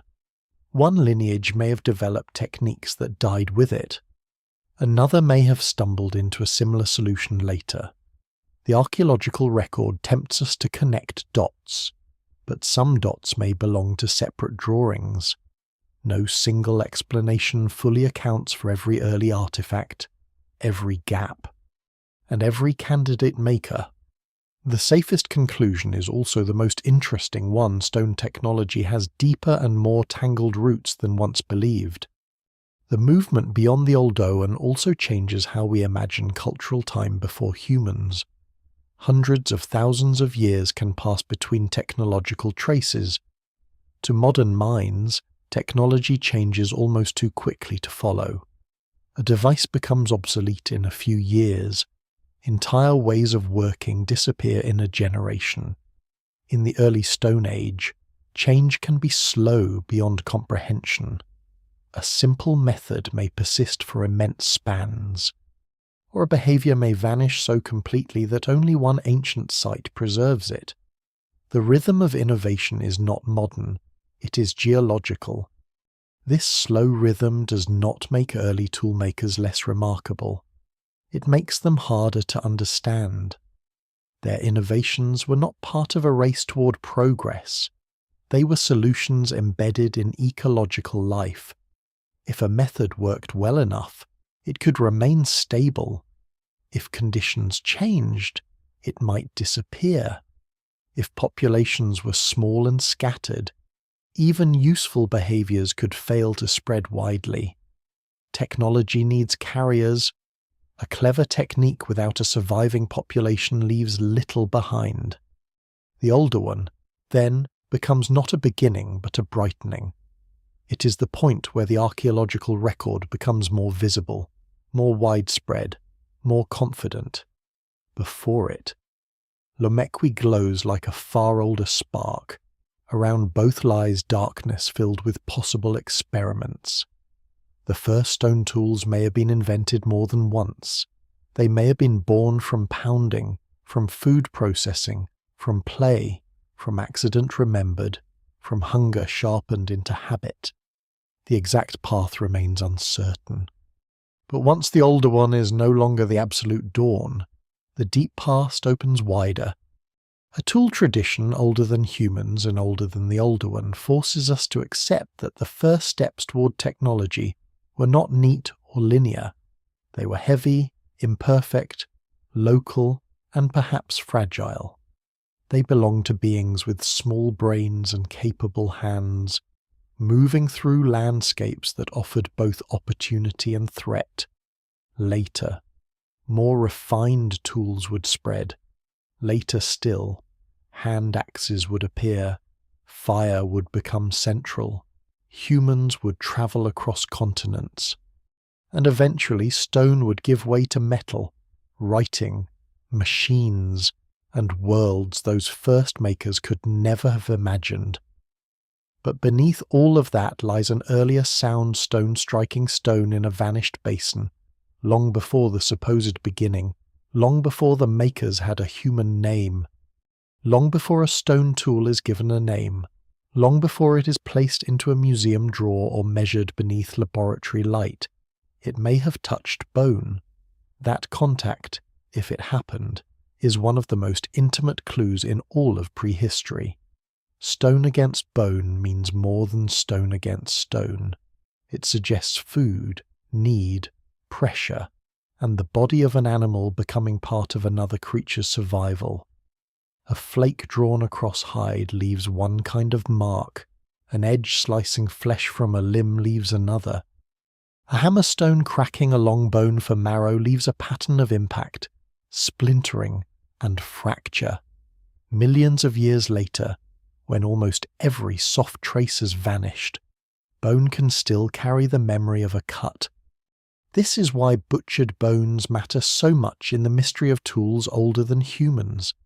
Stone artifacts are direct evidence of tool production, but bones with cut marks may point to tool use even when the tools themselves are missing. A sharp stone can be carried away, buried elsewhere, or never preserved. A bone left at a feeding spot may fossilize, if that bone shows marks made before burial, and if those marks can be distinguished from tooth damage, trampling, sediment pressure, or excavation scratches, then it can become a signal from an even older behavioral world. But the word if does a great deal of work here. The evidence remains incomplete, and few subjects in early archaeology are more carefully argued over than marks on ancient bone. At Dakika in Ethiopia, researchers reported animal bones dating to around 3.4 million years ago, with marks interpreted as possible evidence of stone tool butchery. The date is startling because it falls before the Lomekwi tools and far before the classic older one. If the interpretation is correct, then hominins were using sharp stone edges to remove flesh or process animal tissue before the oldest known stone tools had been found. The makers may have picked up naturally sharp stones, or they may have made tools that have not survived in the same context. The implications are enormous. They would place meat processing deep into an Australopith world, near the time of Australopithecus afarensis, and long before Homo becomes the obvious suspect. But Dakika also shows why this mystery cannot be told honestly as a simple revelation. Other researchers have challenged the interpretation, arguing that some marks may have been created by trampling, when bones are stepped on and pressed against sharp stones in sediment. Trampling can produce scratches that mimic cut marks. Tooth marks from carnivores can confuse the picture. Natural abrasion can add noise. Microscopic analysis helps, but it does not always end argument. Scholars still debate the Dakika bones because the stakes are high and the marks are few. A handful of scratches can shift the origin of tool use by hundreds of thousands of years, but only if they are truly what they seem. This tension is at the heart of early evidence. The older the clue, the more powerful it becomes, and the more fragile. A bone with a possible cut mark is not a stone tool. It is an interpretation of a surface. Researchers look at the shape of the groove, the cross-section, the internal microstriations, the placement on the bone, and the broader context. Marks made by stone tools often have V-shaped profiles and fine parallel scratches inside the groove. Tooth marks may be broader or crushed. Trampling marks can vary and sometimes imitate cutting. Percussion marks from breaking bones for marrow have their own features, including impact notches and flake scars on bone. None of these signs is magical on its own. Confidence grows when many features align. The reason this matters is that butchery marks reveal behavior at the edge of survival. They show that a hominin, or some other actor, interacted with an animal body in a specific way. A cut near a joint may suggest disarticulation. A mark along a shaft may suggest defleshing. Percussion damage may suggest marrow extraction. These are not abstract activities. They involve urgency, risk, and knowledge of anatomy learned through contact. A carcass is a temporary resource. In a warm environment, it attracts insects and predators quickly. The clock begins the moment the animal dies. A sharp stone edge can turn that brief window into calories. The oldest possible cut mark evidence also raises a difficult question. Did tool use come before tool making? It is entirely possible for a hominin to use a naturally sharp stone without making it. Broken rock can produce edges. Lava flows, river gravels, and fractured cobbles can all provide pieces sharp enough to cut. A creature that notices and uses such an edge is already crossing an important behavioral threshold, even if it has not yet learned to create edges deliberately. Over time, repeated use of naturally sharp stones could lead to intentional flaking, or intentional flaking may have emerged separately from pounding. No single explanation fully accounts for the transition, but the bones remind us that the first archaeological trace of a behavior may not be the behavior's first stage. If hominins were using naturally sharp stones before making tools, then the origin of technology becomes even more gradual. It begins not with manufacture, but with recognition.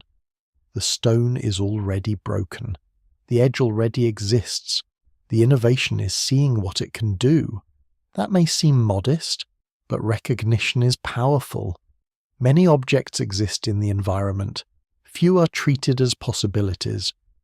A mind that sees a sharp stone as useful has already changed the environment without changing the stone. Later, striking stone to make more edges becomes a way of producing what chance once supplied. Animal bones with cut marks also speak to diet, and diet speaks to evolution. Meat is not just food, it is concentrated energy and nutrients. Marrow is rich. Brain tissue, if accessible, is valuable. But early hominins were not equipped like big cats. They did not have slicing carnassial teeth or claws for tearing open hides. A stone edge helps compensate. It allows a small-bodied omnivore to take advantage of animal tissue in ways its anatomy alone may not allow. That does not mean early hominins became dedicated hunters. The evidence for hunting comes much later and remains complex even then. Early carcass use may have included scavenging, opportunistic access, and rapid processing of parts left by carnivores. What survives in the record suggests flexibility rather than dominance. There is a lesser-known detail in this story that changes the mood of early butchery. Some cut-mark bones come from animals that were not necessarily massive prizes. They may include medium-sized ungulates or pieces of carcasses rather than whole kills. The image is not always a dramatic feast around a fallen giant. It may be a few scraps taken quickly, a limb section, a head, a bone carried away, a narrow chance seized before stronger animals arrive. Early tool use may have been built as much from leftovers as from abundance. The first meat-eating with tools may not be heroic. It may be anxious, efficient, and brief. Yet even leftovers can matter. A bone abandoned by a predator may still contain marrow. A skull may contain brain. A hide may preserve tissue. A joint may hold connective material. A stone tool turns remains into resources. In environments where food availability swings with seasons and climate, such flexibility may become deeply important. A creature that can make use of what others leave behind has a different relationship with scarcity. It can live at the margins of other animals' kills, not as ruler of the food chain, but as an intelligent thief of opportunity. The marks on bone also expose the social side of feeding. Processing a carcass takes time. If a group gathers around it, individuals must tolerate one another or compete. Young may watch older individuals, dominant members may control access, others may wait for fragments. These dynamics do not fossilize, but they likely shape the setting in which tools were used. A cut mark is a tiny scar from a much larger moment. It hints at bodies clustered near food, at vigilance, at the sound of blows on bone, at decisions made under pressure.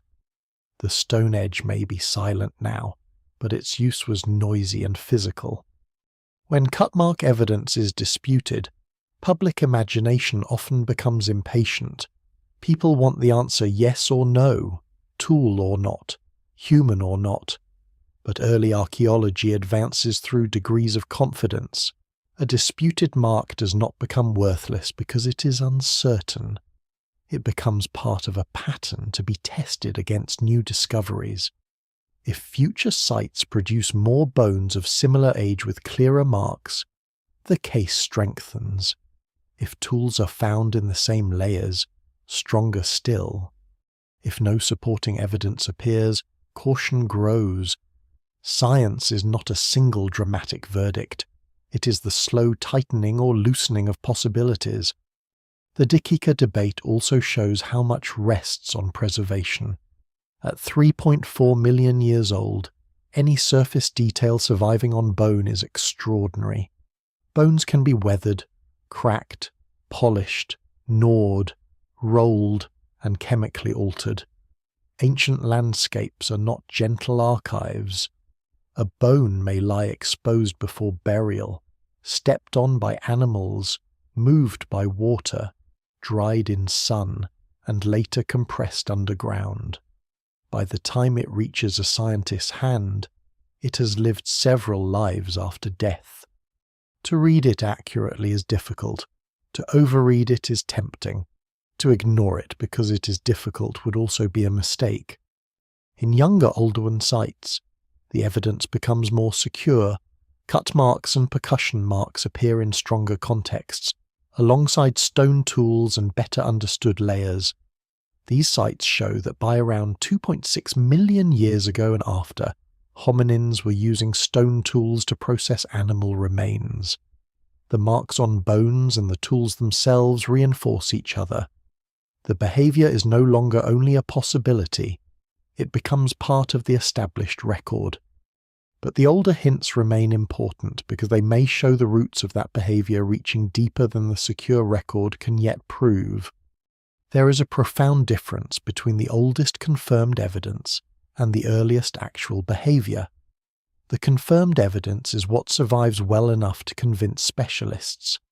The earliest actual behavior may be older, softer, rarer, and mostly erased. A hominin using a naturally sharp stone once on a carcass might leave no recoverable trace. A group doing this occasionally for thousands of years might still leave almost nothing if conditions were poor for preservation. The absence of evidence is not evidence of absence, though it is also not permission to invent freely. The mystery lives between those limits. Bones with butcher marks remind us that technology is not only about making objects, it is about entering other bodies.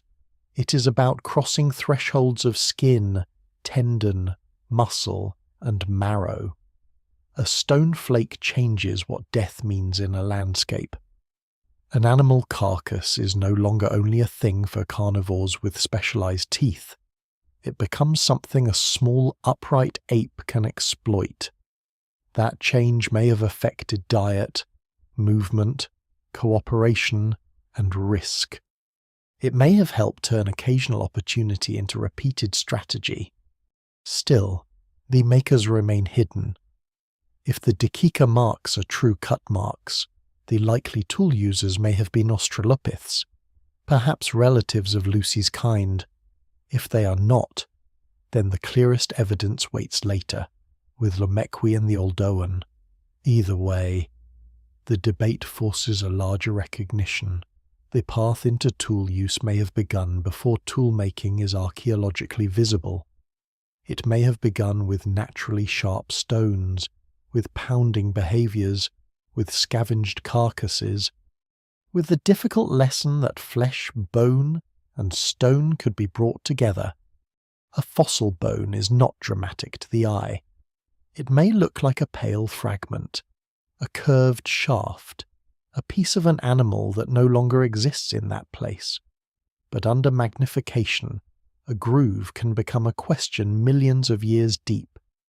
Was this mark made by a hand holding stone? Was flesh pulled from this surface by a being older than humans? Did a small group stand nearby in a landscape of heat, danger, and hunger, using an edge before their descendants, or cousins, had names? The bone cannot answer completely, it offers only its scar. And sometimes a scar is enough to keep the mystery open. The oldest tools force a quiet surrender. They make it harder to keep intelligence locked inside the borders of our own genus, and harder still to pretend that modern humans stand at the end of a simple staircase. For a long time, tool-making carried the glow of uniqueness. It seemed to separate humanity from the rest of life. With one clean gesture, an animal may use its body. But a human uses an idea made solid. A human sees a stone not only as a stone, but as an edge waiting to be released. Yet the deeper record insists on something less flattering and more interesting. Intelligence is older, stranger, and more widely distributed than the old story allowed. This does not mean every tool-using animal is almost human, or that all forms of intelligence are the same. That would only replace one simplification with another: a crow bending a twig, a chimpanzee cracking a nut, a sea otter breaking a shell, a capuchin smashing stones, and a hominin flaking a core are not identical acts. Each belongs to a different body, a different ecology, a different evolutionary history. But they all reveal something important. Minds do not begin with words. And problem-solving does not begin with humanity. The world has been full of practical intelligence for a very long time. Human intelligence is extraordinary, but it is not created from emptiness. The trouble begins with definitions. What counts as a tool? Is it any external object used to achieve a goal? Must it be modified first? Must the user carry it? Must the behavior be learned socially? Must it leave a durable trace? Biologists, archaeologists, and anthropologists often use slightly different standards, and the answer changes the story. A chimpanzee using a stick to fish for termites is clearly using a tool by many definitions, but the stick rarely fossilizes. A capuchin accidentally producing sharp flakes while pounding stones can create objects that resemble ancient artifacts, yet may not use those flakes for cutting. A hominin striking stone to create an edge crosses another threshold. The evidence remains incomplete, but the categories themselves show why the old boundary around humanity is difficult to defend. Modern primates help illuminate the problem. Though they are not living versions of our ancestors, chimpanzees do not represent the past frozen in place, and capuchins are far from the human lineage. Still, their behavior provides warnings and possibilities. Some chimpanzee groups use stone hammers and anvils to crack nuts, and different groups have different traditions. Young individuals learn by watching, practicing, failing, and trying again. The result is not instinct alone. It is a local culture in the biological sense, a behavior passed socially through a community. That matters because early hominins may also have carried learned traditions without language, without teaching in any formal way, and without leaving symbols. The site of a chimpanzee nut-cracking site can be unexpectedly ancient in feeling. Stones accumulate, broken shells scatter, certain rocks are reused. Some spots become places of repeated activity. In West Africa, archaeologists have even studied old chimpanzee nut-cracking locations as a kind of primate archaeology. The timescales are much shorter than the early hominin record, but the lesson is powerful. Non-human behavior can leave material patterns. Stone can preserve traces of animal intelligence. If living apes can create archaeological sites of a sort, then the ancient divide between archaeology and zoology becomes less absolute. But early hominin tool-making still goes beyond most living primate tool use in one crucial respect: deliberate stone fracture. To strike one stone against another in a way that repeatedly produces useful flakes requires attention to material properties. Stone does not behave like wood or bone. It breaks according to angles, force, internal flaws, and the shape of the core. The maker does not need modern scientific knowledge, but the body must learn the rules through practice. Too little force and nothing happens. Too much, and the piece shatters uselessly. The wrong angle produces a poor flake. The right strike releases an edge. Intelligence here is not a thought floating above the world. It is a relationship between eye, hand, stone, and memory. This kind of intelligence may be deeply embodied. Modern people often imagine cognition as something inside the skull, but much early technology may have depended on skilled movement. The brain guides the hand, but the hand also teaches the brain.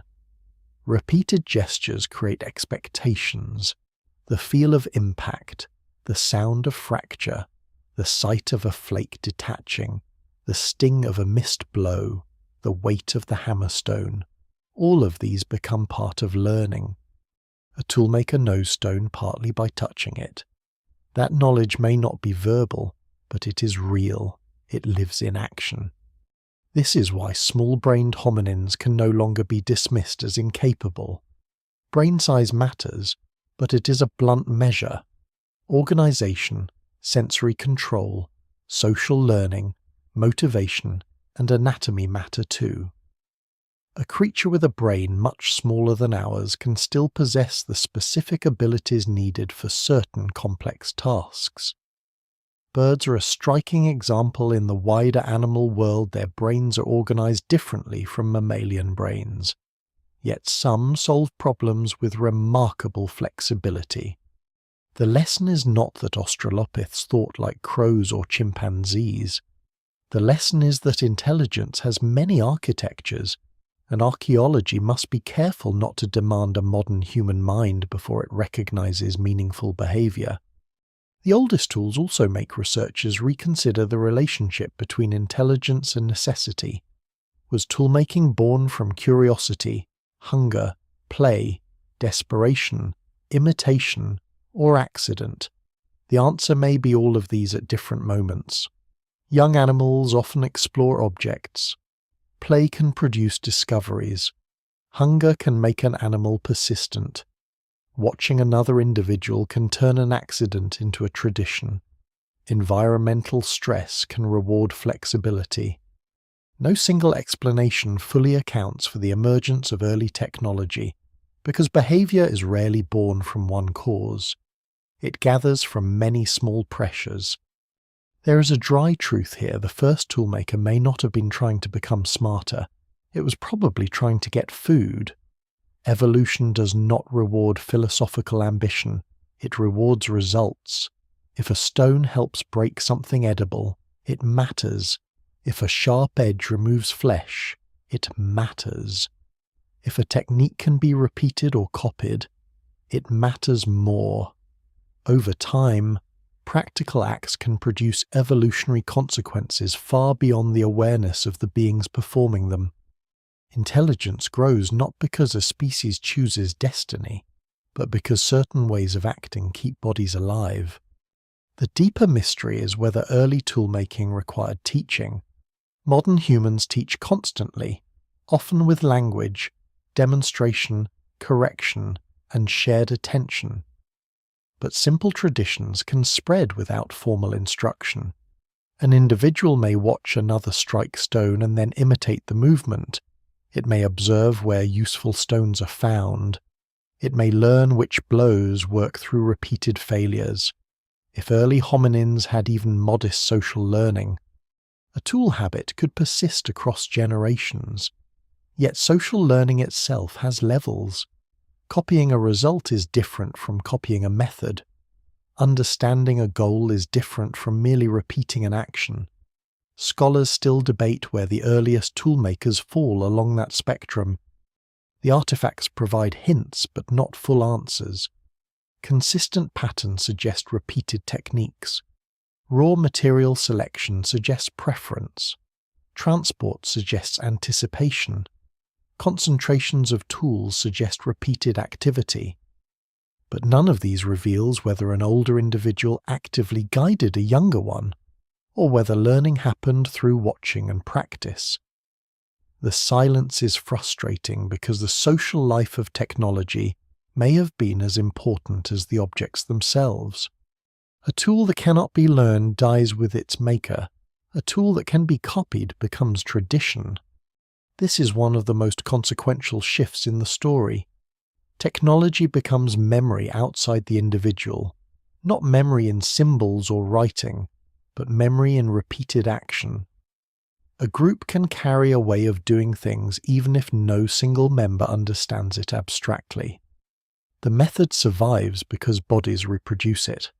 A young hominin sees a stone struck, hears the crack, watches a flake fall, and later tries. Some attempts fail, one succeeds. The tradition continues, fragile but alive.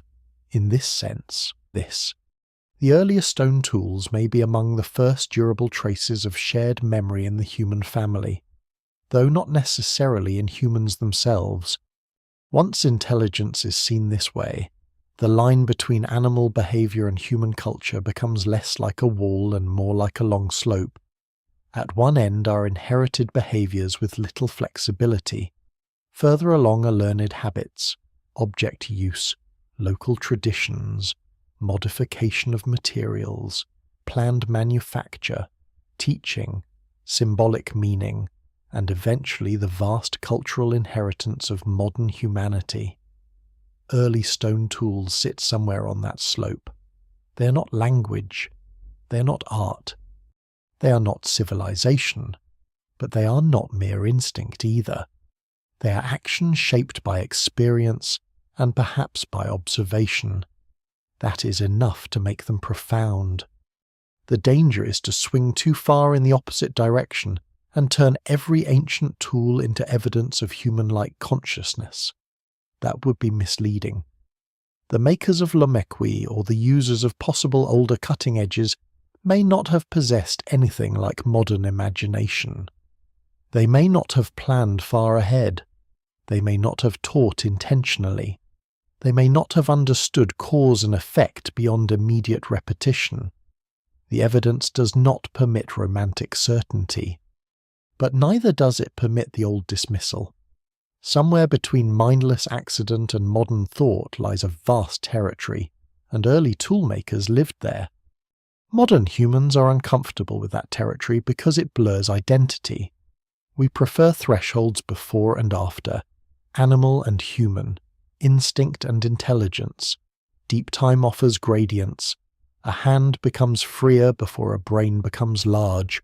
A stone is used before it is shaped. A shaped stone appears before Homo becomes clearly visible. A tradition may exist before language. A cousin may innovate before an ancestor inherits. The human story is not weakened by this. It becomes deeper, because its roots reach into behaviours that did not begin with us. The oldest tools, then, are not only archaeological objects. They are arguments about intelligence. They ask whether practical knowledge can exist without modern minds. They ask whether technology begins as thought or as motion. They ask whether the first makers understood what they were doing, or simply learned that doing it worked. They ask how many vanished species stood at the edge of invention, close enough to touch the future but not destined to enter it. In the end, intelligence beyond our species does not make humanity ordinary. It makes life more remarkable. It means the capacity to solve, learn, adapt, and transform matter has appeared in many forms, shaped by many bodies. Our lineage carried one version of that capacity further than any other, but the first sparks may have belonged to beings we would struggle to recognize. Their minds are gone, their gestures are gone, their social worlds are gone. What remains are stones, scars, and the unsettling realization that the road toward humanity began before humanity had exclusive claim to cleverness. The Turkana Basin does not look like a place designed to keep secrets, and yet it has kept some of the oldest secrets in the human story. It opens beneath a wide sky in northern Kenya and southern Ethiopia, a dry and exposed landscape of wind, heat, volcanic sediments, eroded ridges, and ancient lake beds. At first glance, it can feel stripped down, almost empty. But that emptiness is misleading. The basin is not barren in the archaeological imagination. It is a broken archive, a place where the earth has been cut open deeply enough for vanished worlds to show through. The reason so much of early human history comes from places like this is not because ancient hominins lived only there. It is because the geology was unusually willing to preserve them. Rift valleys are restless landscapes. The crust stretches and faults. Basins sink. Rivers and lakes gather sediment. Volcanoes scatter ash across wide regions. Animals die near water. Bones settle into mud. Tools are left behind on surfaces that later become buried, and layer after layer builds over the evidence. Then, millions of years later, erosion cuts back through the stack and exposes old ground to the sun again. A fossil hunter walking over the surface may be crossing not one landscape, but many landscapes stacked invisibly beneath one another. This is why East Africa feels almost impossibly important in the story of early tools. The Great Rift System is not merely scenery. It is a preservation machine, though an imperfect and violent one. Without the faulting, sedimentation, volcanic ash, and erosion. Many of these clues might remain buried forever or might never have survived at all. The same geological forces that made life difficult for ancient animals made evidence easier for later scientists to find. There is a dry irony in that. The land that cracked and shifted under ancient feet also kept a record of those feet, hands, bones, and stones. In the Turkana region, ancient lakes expanded and contracted many times. Their shorelines moved across the basin like breathing. During wetter intervals, water spread across lowlands, attracting animals, plants, and hominins. During drier phases, lake margins retreated, leaving exposed flats and new routes across the landscape. Rivers brought sediment from distant highlands. Floods buried bones quickly enough to protect them. Volcanic eruptions left ash layers that later became time markers.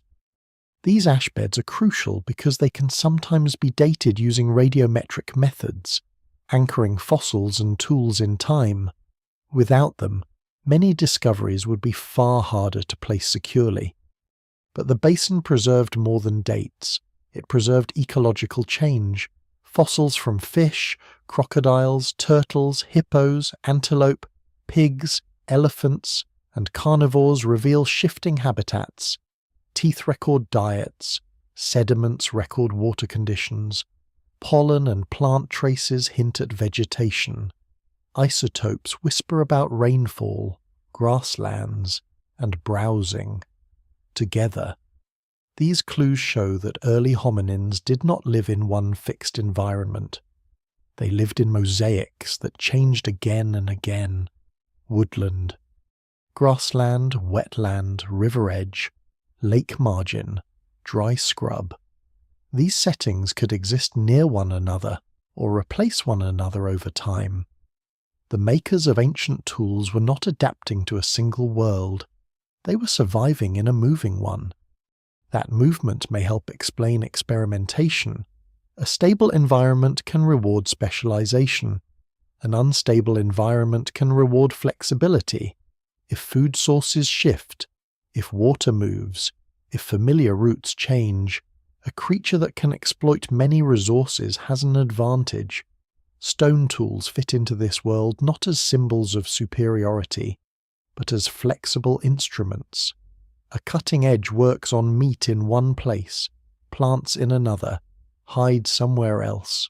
A hammerstone cracks bone, nut, shell, or hard fruit. Technology widens the menu. It gives us small-bodied hominin options when the landscape becomes unreliable. Scholars still debate exactly how much climate variability drove early tool-making, but few doubt that environmental instability shaped the evolutionary theatre in which it appeared. The basin also preserves the company these hominins kept. Ancient toolmakers were not alone. They moved among animals now extinct or transformed by time. There were large carnivores whose presence would have made any carcass dangerous. There were crocodiles in waterways, some capable of turning a drinking place into a trap. There were herds of herbivores following water and vegetation. There were birds, reptiles, insects, and scavengers alert to every death. A lakeshore could be rich, but richness attracts competition. To stand near water was to stand near life and danger at once. The image of early tool use becomes sharper in this setting. A hominin does not simply sit in peace, shaping stones like an artisan in a workshop. It works inside an ecology of urgency. Good raw material may lie in one place, food in another, safety in another. A tool may need to be carried. A carcass may need to be processed quickly. A group may need to leave before predators arrive. The landscape demands decisions. It teaches the value of memory where stones fracture well, where water lasts, where animals cross, where shade can be found, where danger tends to gather. There is a lesser-known strangeness to these rift landscapes. They do not preserve time evenly. A single exposed hillside may contain layers separated by thousands or hundreds of thousands of years. Nearby surfaces may belong to entirely different periods. Erosion can place fossils of different ages close on the modern ground, creating a puzzle that must be solved geologically before it can be understood archaeologically. This is why context is everything. A stone found on the surface is interesting, but a stone found in secure stratigraphic position is powerful. Without context, deep time can become a jumble. With context, the basin becomes readable. Still, even readable landscapes leave enormous gaps. A basin may preserve one ancient lakeshore beautifully and erase another completely. A fossil species may seem rare not because it was rare in life, but because it lived in places where fossilization was unlikely.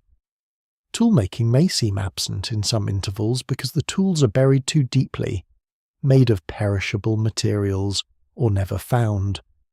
What survives in the record suggests patterns, but those patterns are filtered through geology. The ancient world we reconstruct is always partly shaped by the accidents of preservation. This is one reason the unknown maker remains elusive. A tool assemblage may survive where hominin bones do not. A skull may appear miles away and thousands of years apart. A jaw may belong to one species, a tool to another. In the Turkana Basin, researchers have recovered extraordinary fossils, but the record is still fragmentary. Ancient relatives appear as partial faces, teeth, limb bones, and skull pieces. They suggest diversity, but not always direct association. The landscape gives clues generously compared with many places, yet even here it withholds the final answer. The rift also reminds us that disaster and preservation are related. Volcanic eruptions could devastate local environments, but their ash layers later help date the past. Floods could kill or scatter animals, but rapid burial protects remains. Drought could concentrate life around shrinking water sources, increasing death and fossilization. The forces that threaten life become the forces that record it. This does not mean every fossil bed is a catastrophe, but it means ancient archives often form where normal life meets sudden burial, environmental stress, or geological disturbance. When one imagines the makers of the oldest tools in such a place, the world becomes less abstract. They are not just representatives of a species, they are inhabitants of a basin where the ground shakes over deep time, where lakes alter the map, where volcanic ash occasionally settles over everything like pale snow, where animals leave tracks in mud that may harden and vanish, where stones suitable for pounding or flaking may be found in certain outcrops and river gravels. Their intelligence is local. It knows this terrain, not the planet. It knows paths, materials, dangers, and possibilities. And yet, because of preservation, their local actions become global evidence. A stone struck beside an ancient lake in East Africa now changes how the world understands technology. A broken cobble in one basin reaches into debates about the origin of Homo, the abilities of Australopiths, the meaning of intelligence, and the shape of human evolution. This is the strange power of archaeology. A small object from a local moment becomes a planetary clue. The Turkana Basin and other rift landscapes also complicate the idea of a single birthplace. East Africa is central because the evidence is rich, but that does not mean every major behavior began there alone. It means the region has preserved and exposed evidence with unusual clarity. Other landscapes may have hosted experiments that left fewer traces. Forested regions, acidic soils, coastal plains later drowned by rising seas, and areas now buried under sediment may hold missing chapters or may have erased them completely. The map of discovery is not always the map of ancient life. No single explanation fully accounts for why some regions become windows into deep time, while others become blank spaces. Geology, climate, erosion, research history, accessibility, and chance all matter. Scientists find what survives, but also what can be reached, recognized, and studied. The prominence of East Africa reflects both ancient reality and modern discovery. It is one of the clearest windows, not necessarily the only room in the house. Still, what a window it is. Through it, the pre-human world appears not as a vague backdrop, but as a living system. Hominins move through lake margins and wooded patches. Predators patrol. Herbivores graze and browse. Rivers lay down sediment. Volcanoes mark time. Climate shifts tug at every species. Somewhere in that restless setting, tools appear. They do not float above ecology. They belong to it. They are as much a response to unstable landscapes as they are a sign of clever hands. The lost worlds beneath the rift valleys therefore matter because they keep the mystery grounded. Tools older than humans are not magic objects dropped into ancient dust. They are products of particular places, particular materials, particular pressures. Their makers learned from landscapes that were always changing. These stones survived because the land itself became an archive, and when erosion finally opened that archive, it did not reveal a simple dawn of humanity. It revealed a world already full of experiments, a world where vanished relatives met unstable environments with bodies, memory, and stone.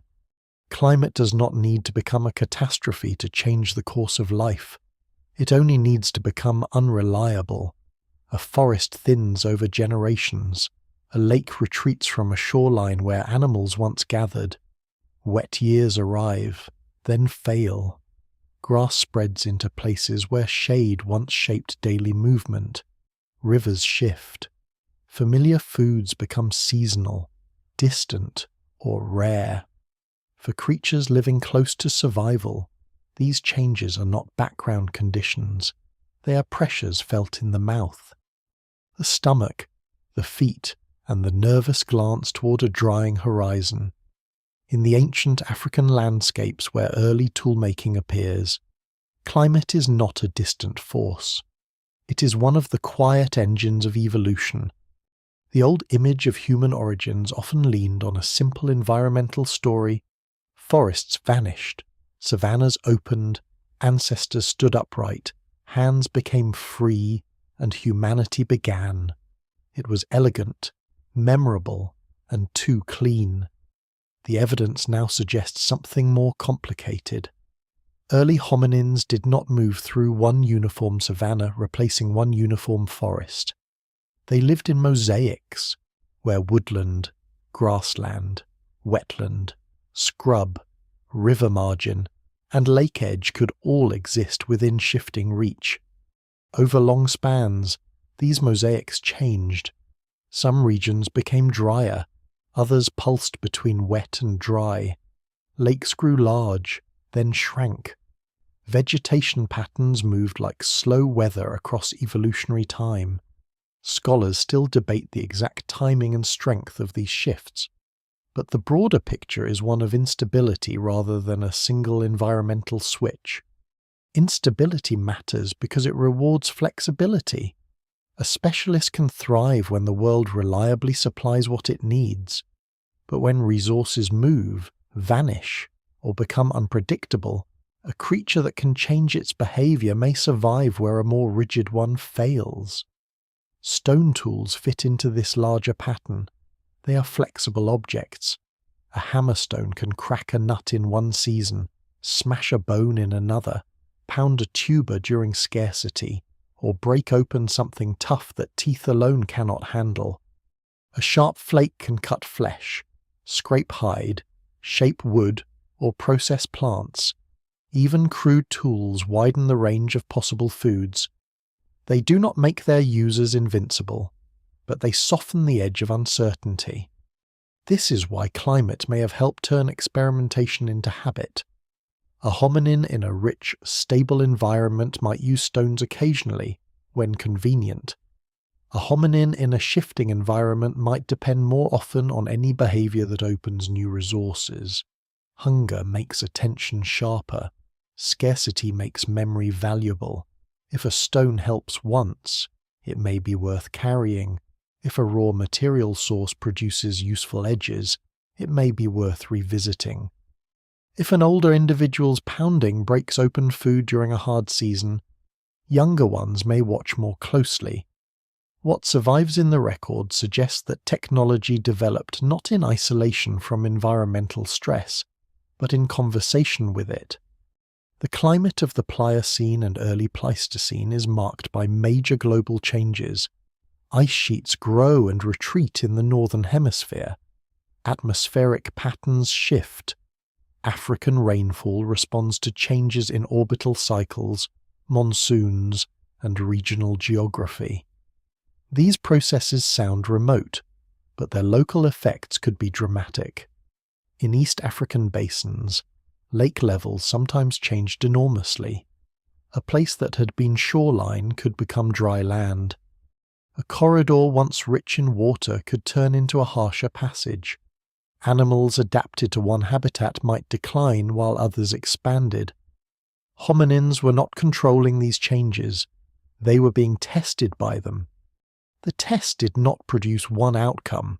Some lineages evolved powerful chewing systems, perhaps relying on tough or fallback foods. Others may have become more behaviorally flexible. Some persisted for long periods, some disappeared. Extinction is not failure in a moral sense. It is the ordinary result of changing conditions meeting vulnerable populations. A lineage can be well adapted to yesterday's world and badly matched to tomorrow's. Deep time is full of such quiet defeats. The vanished toolmakers, if they belong to non-homo branches, may have been among those whose experiments did not lead to long-term survival. There is a haunting possibility here. The first beings to shape stone may not be the ones whose descendants inherit the earth. They may be innovators in a changing world, yet still vanish when the world changes again. Technology helps, but it does not guarantee survival. A sharp flake cannot stop a lake from disappearing. A hammerstone cannot restore a lost habitat. A useful behavior may buy time, expand diet, and improve odds, but it cannot overcome every ecological collapse. No single explanation fully accounts for which hominin lineages survived and which disappeared. Climate, competition, reproduction, disease, geography, and chance all had roles. In that sense, early toolmaking should be seen as part of a survival toolkit, not a magic key. It gave hominins options. It may have helped some populations exploit carcasses, process plants, and endure leaner periods. But the same landscapes that encouraged innovation also punish small mistakes. A group moving across open ground risked predators. A group clustering near water risked crocodiles and competition. A group relying on a limited food source risked starvation when the rains failed. Technology entered this tense equation as one advantage among many. The fossil record shows that different animals responded to environmental change in different ways. Some grazers expanded as grasses spread. Browsers retreated or shifted ranges. Carnivores followed prey. Aquatic species depended on lake and river conditions. Hominins were part of this web. Their tools were not separate from the movements of antelope, pigs, hippos, and predators. A carcass processed with stone exists because an animal lived, died, and became available within a larger ecosystem. A plant food cracked or pounded exists because vegetation changed with rainfall and soil. Technology is often imagined as humanity's escape from nature, but at the beginning it was deeply entangled with nature's instability. One of the more surprising ideas in human evolution is sometimes called variability selection, the notion that fluctuating environments may favour adaptability itself.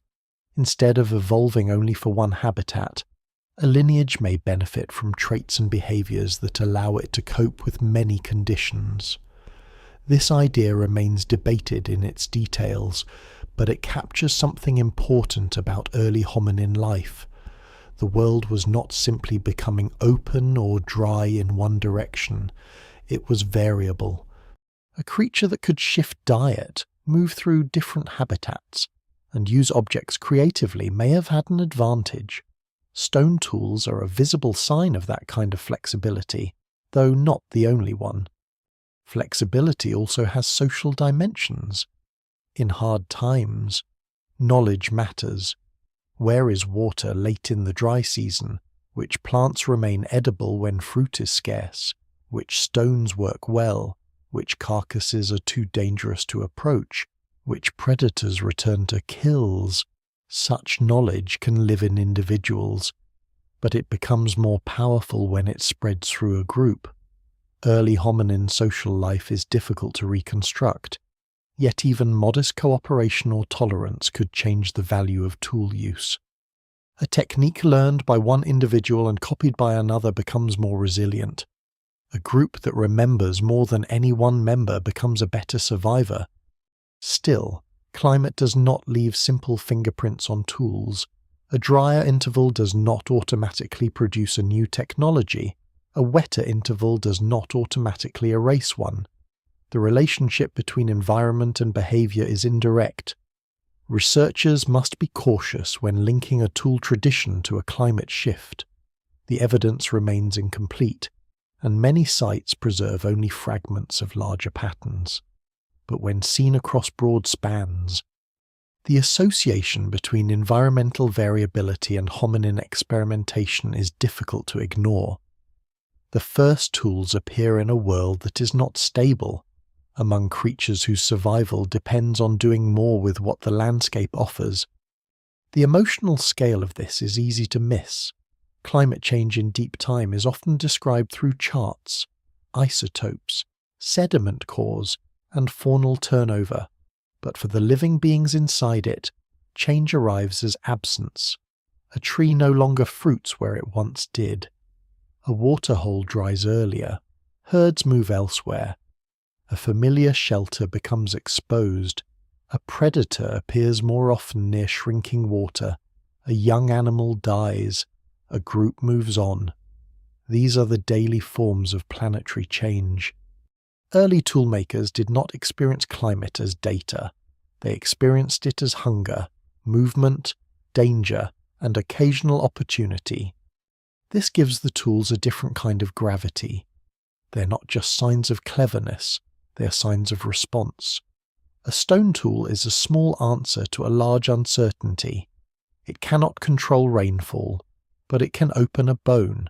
It cannot bring back a forest, but it can process a tough root. It cannot make a hominin powerful like a lion, but it can make a vulnerable creature less helpless in the presence of death. The oldest tools may therefore be read as survival gestures made under a sky that did not promise consistency. When climate turned against them, different hominin populations took different paths. Some developed anatomical specializations.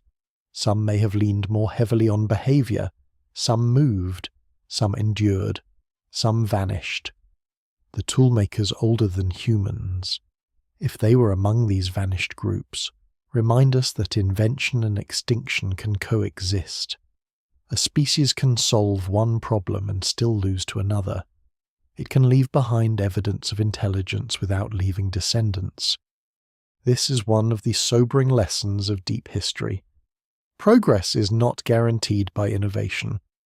And yet, innovation matters. Without those early experiments, later human evolution may have unfolded differently. The habit of using stone, the memory of useful materials, the social transmission of techniques, and the dietary possibilities opened by tools all become part of the world in which Homo eventually rises. Climate may have shaken the stage, but tools helped some actors remain on it longer. The turning point is not a single disaster or a single invention. It is the long encounter between unstable environments and adaptable bodies. By the time the classic human lineage becomes more visible, the world has already been testing hominins for millions of years. The tools in ancient sediments are the hard remains of those tests. They say that before humanity becomes recognizable, before larger brains and wider migrations, before fire becomes central and language transforms everything, there were creatures responding to uncertainty with stone in hand. The climate did not create humanity by itself, but it shaped the pressures under which hands learned new work, under which diets widened, under which some lineages survived and others faded.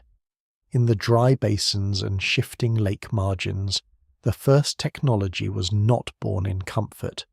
It was born where the world kept changing. The most unsettling suspect in this mystery may be the one no one has found. It is easy to imagine the missing maker as a fossil waiting patiently in some future excavation, a jaw still locked in ancient sediment, a hand bone lying near a buried lake margin, a skull fragment hidden beneath volcanic ash. Perhaps one day a researcher will brush away the dust, measure the layer, compare the anatomy, and give the toolmaker a name. That may happen. But it is also possible that the first makers of stone tools belong to populations that will never be clearly recovered, lineages that pass through the world like shadows, altering stone and then disappearing without leaving enough bone to be recognized. This is not dramatic exaggeration. It is how deep time works. Fossilization is rare, and recognition is rarer. Most living things do not fossilize. Most bones are eaten, broken, dissolved, scattered, or exposed until they vanish. Even when fossils form, they may remain buried beyond reach, destroyed by geological pressure, or weather out and crumble before anyone sees them. A whole population can live for thousands of years and leave no known remains. A species can exist across a region and be represented millions of years later by a few teeth. The record is not a census. It is a damaged archive built by chance. The earliest toolmakers may have lived in precisely the kinds of places that preserve behavior better than bodies, or bodies better than behavior, but rarely both together. Stone tools survive because stone is stubborn. Bones, especially small hominin bones, are far more fragile. A tool dropped on a surface can remain recognizable after burial. A hand that made it may decay completely.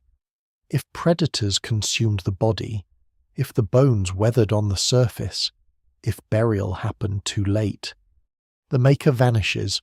What remains is an act without an actor.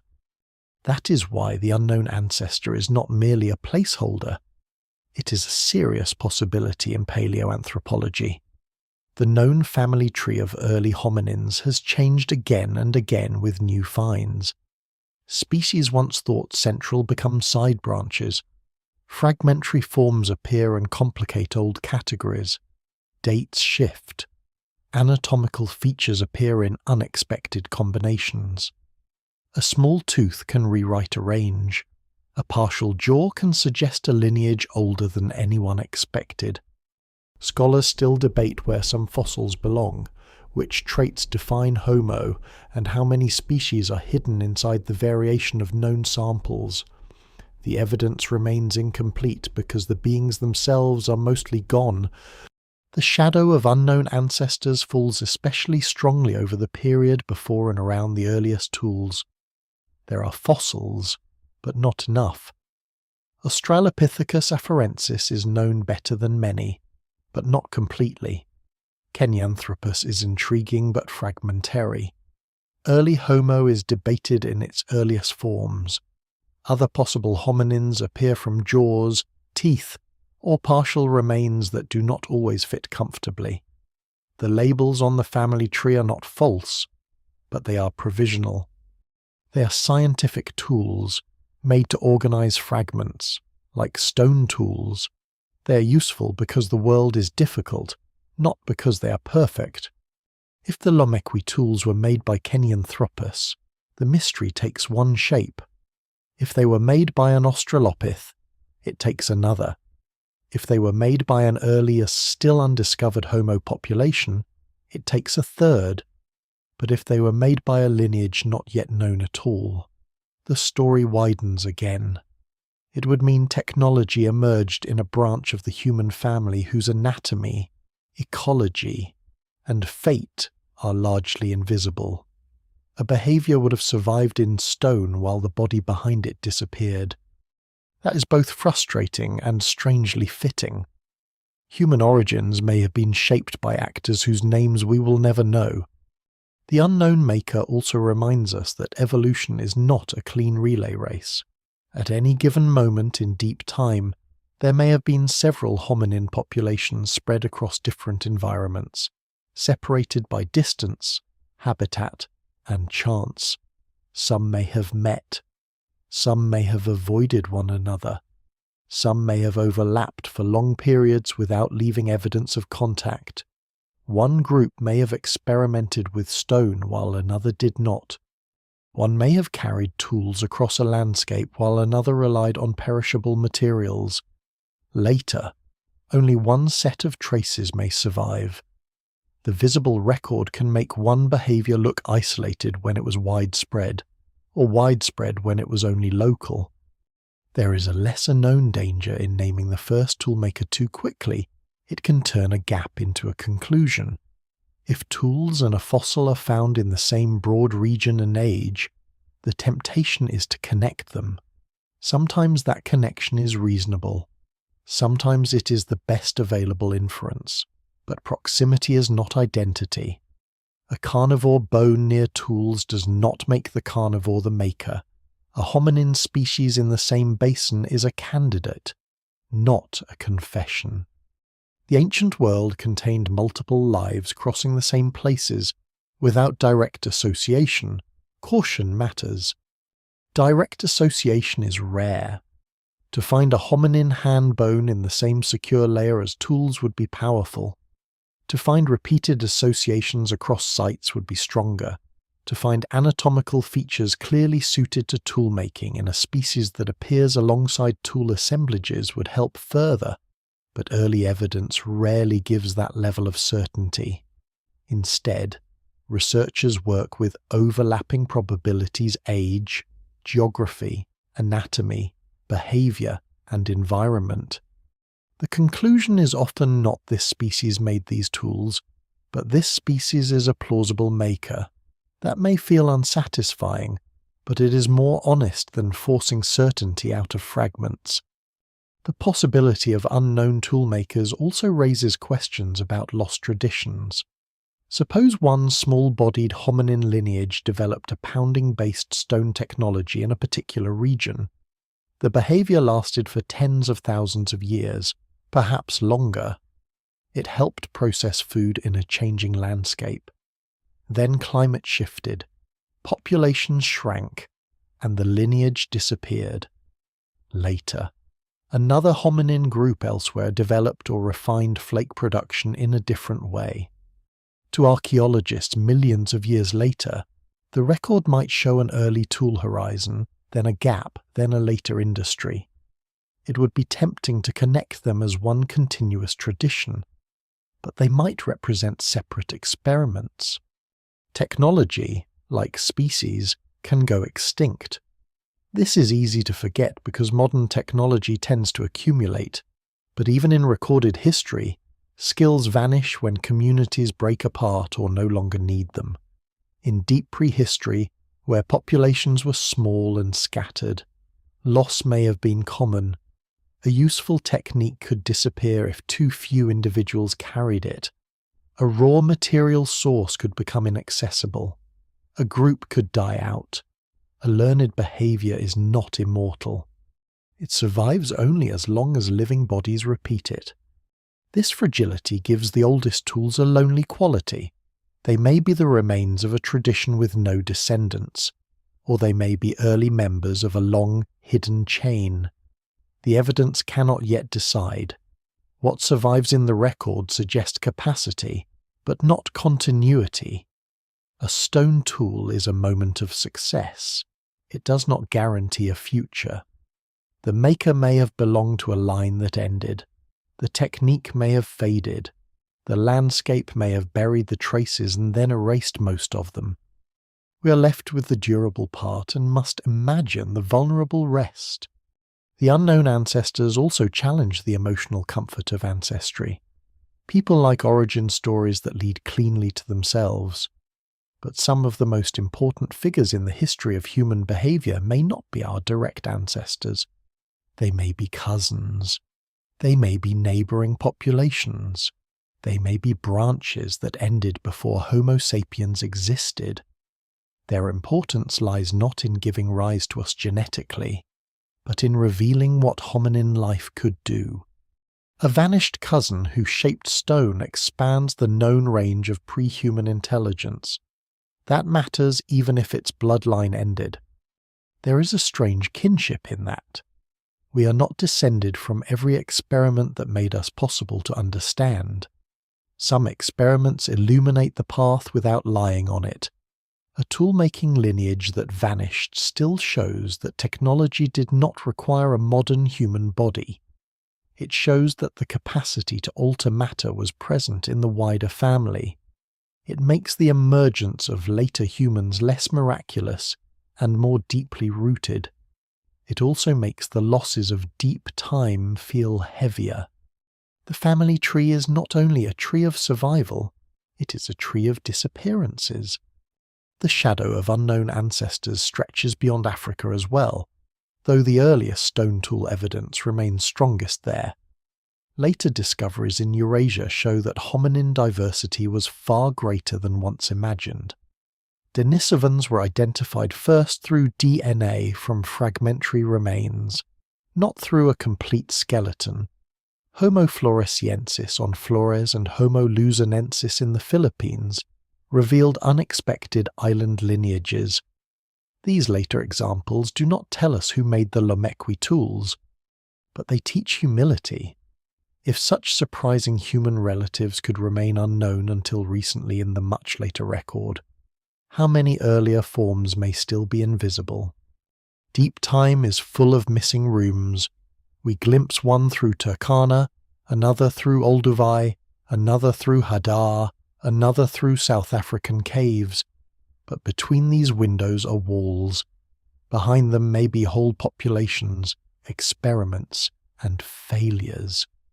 The first toolmaker could be hiding behind one of those walls. Or perhaps not one first toolmaker, but several. The question who made them may ultimately have more than one answer, because technology may have emerged as a set of behaviors among related beings facing similar problems. This does not make the search hopeless. It makes it alive. Every new fossil, every newly dated layer, every microscopic study of stoneware, every reanalysis of old collections can narrow the possibilities. Science advances not by filling every silence at once, but by changing the shape of the silence. A blank space becomes a set of candidates. A candidate becomes more or less likely. A date shifts. A hand bone matters more than it once did. The unknown maker remains unknown, but not untouched. And perhaps that is why the tools older than humans are so compelling. They do not simply reveal an earlier technology. They reveal the limits of our own visibility. We are looking backward through a keyhole at a world of overlapping species, unstable landscapes, and fragile traditions. A stone emerges from that world with scars on its surface, but the hand is gone. The maker may have had a name in no language, a face no one can reconstruct, and a lineage that left no descendants. Yet for one moment, preserved against impossible odds, it acted on the world. It struck stone against stone, and the echo of that blow has reached us. Far from the rift valleys where the oldest tools disturbed the beginning of the story, Other discoveries disturb its later chapters. They do not tell us who made the first stone tools, but they change the way the question feels. For a long time, scientists imagined the human family as a narrowing road, early forms in Africa, then stronger and larger-brained humans expanding outward, then the eventual rise of Homo sapiens, with a few familiar relatives along the way. The farther the story moved toward the present, the more it seemed the strange branches should disappear. But islands have a habit of keeping surprises. In remote places, behind sea crossings and ecological barriers, human relatives survived in forms no one expected. The island of Flores in Indonesia is one of the great examples. There, in Liang Bua Cave, archaeologists found remains of a small-bodied hominin now called Homo floresiensis, popularly nicknamed the Hobbit, though the scientific reality is stranger than the nickname. This species stood only about 1 meter tall and had a brain far smaller than expected for a tool-using member of the human family. Yet stone tools were found in association with its world, and the species survived until relatively recent prehistory, long after larger-brained humans had appeared elsewhere. The discovery was shocking because it broke assumptions about body size, brain size, isolation, and survival. Homo floresiensis did not live 3 million years ago, and it did not make the Lomekwi tools, but it matters to the older mystery because it proves how misleading expectations can be. Before its discovery, few would have predicted that a small-brained, small-bodied hominin could survive so late on an island and still be associated with stone technology.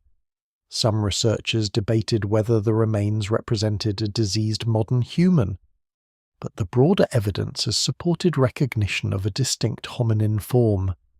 Scholars still debate its ancestry and exact evolutionary path, but its existence alone is enough to humble any neat model of human evolution. The family was stranger than expected. Flores was not an easy world. Island ecosystems bend evolution in unusual ways. Large animals may become smaller over generations, while small animals may grow larger. Isolation limits gene flow. Resources are constrained. Predators may differ from mainland patterns. On Flores there were dwarf elephants known as stegodonts, giant rats, Komodo dragons, and birds of prey. A small hominin living there would have faced a world both limited and dangerous. Tools, in such a setting, were not symbols of progress. They were practical instruments of survival in an isolated experiment. The island setting also raises the question of arrival. Flores was surrounded by water even during periods of lower sea level, which means some kind of sea crossing was involved in the deep ancestry of its hominins, whether accidental, deliberate, or achieved by earlier populations from which Homo floresiensis descended. The evidence remains incomplete, and no single explanation fully accounts for how such hominins reached the island. But the implication is remarkable. Human relatives were moving across difficult landscapes, and perhaps water barriers, far earlier and more widely than old models allowed. Their abilities did not always match their brain size in simple ways. Then, from the Philippines, another unexpected form appeared, Homo luzonensis. Known from fossils found in Calao Cave on Luzon, it combines traits that seem oddly mixed, some primitive, some more derived, like Flores. Luzon is an island with biogeographic barriers. Like Flores, it suggests that isolated human relatives could persist in forms that do not fit clean evolutionary expectations. The fossils are limited, and much remains uncertain, but their existence widens the pattern. Southeast Asia was not merely a corridor for modern humans. It was a region of hidden hominin diversity. The island discoveries do not push toolmaking back before Homo. Instead, They attack the assumption that intelligence, technology, and human identity always scale neatly with brain size or anatomical familiarity. A small-brained hominin can survive late. A strange island lineage can persist while other humans spread. A fragmentary fossil can reveal an entire branch no one knew to look for. Once that is accepted for the later record, it becomes easier to imagine missing branches in the earlier one. If remote islands can hide unexpected relatives for tens or hundreds of thousands of years, ancient African landscapes could certainly have held toolmakers whose fossils remain undiscovered. The island lineages also remind us that survival is not the same as dominance. Homo floresiensis did not build cities, cross the whole planet, or become us. Yet it endured. It adapted to its world in ways still not fully understood. Its tools were part of a local life, not a universal destiny. This echoes the possible fate of the oldest toolmakers. They too may have been local survivors, innovators in a particular environment, not ancestors of all that followed. Technology can belong to small worlds. It does not always announce a planetary future. Isolation can preserve ancient traits as well as produce new ones. On islands, populations may become cut off from wider evolutionary currents. They can shrink, specialize, or retain features that seem archaic compared with mainland relatives. This complicates the notion of progress. Evolution is not always toward larger bodies, larger brains, or greater complexity. It is toward fit, and fit depends on place. In one setting, a small body may be useful. In another, a large brain may be costly. In another, a simple tool tradition may be enough. The human family did not evolve according to a single ambition. The Denisovans add another kind of hiddenness. They were not first known from a complete skull or dramatic skeleton, but from genetic evidence preserved in fragmentary remains from Denisova Cave and later other traces.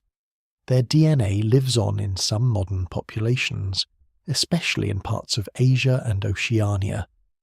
Here is a human relative that was, for a time, almost a ghost revealed by molecules. The Denisovans are much later than the oldest tools, but they demonstrate that entire populations can be scientifically real before they are anatomically well known. Behavior, bones, and genes do not always arrive together in the record. This matters because the question who made the tools may someday be answered in an unexpected way. Perhaps a fossil will appear. Perhaps ancient proteins or other molecular traces, if preservation allows in some future context, will clarify relationships. Perhaps an old fossil already in a museum drawer will be re-examined with new methods and assigned a new place. The history of paleoanthropology is full of discoveries that were not merely additions, but disruptions. Flores, Luzon, and Denisova teach that the unknown is not an empty category. It is often where the next major shift waits. The islands also show how easily human relatives can vanish from memory. Homo floresiensis survived into a world much closer to ours than the Lomekwi makers, yet no written record preserved it, no monument marked it, no continuous memory carried its existence into modern science. It had to be dug from cave sediment.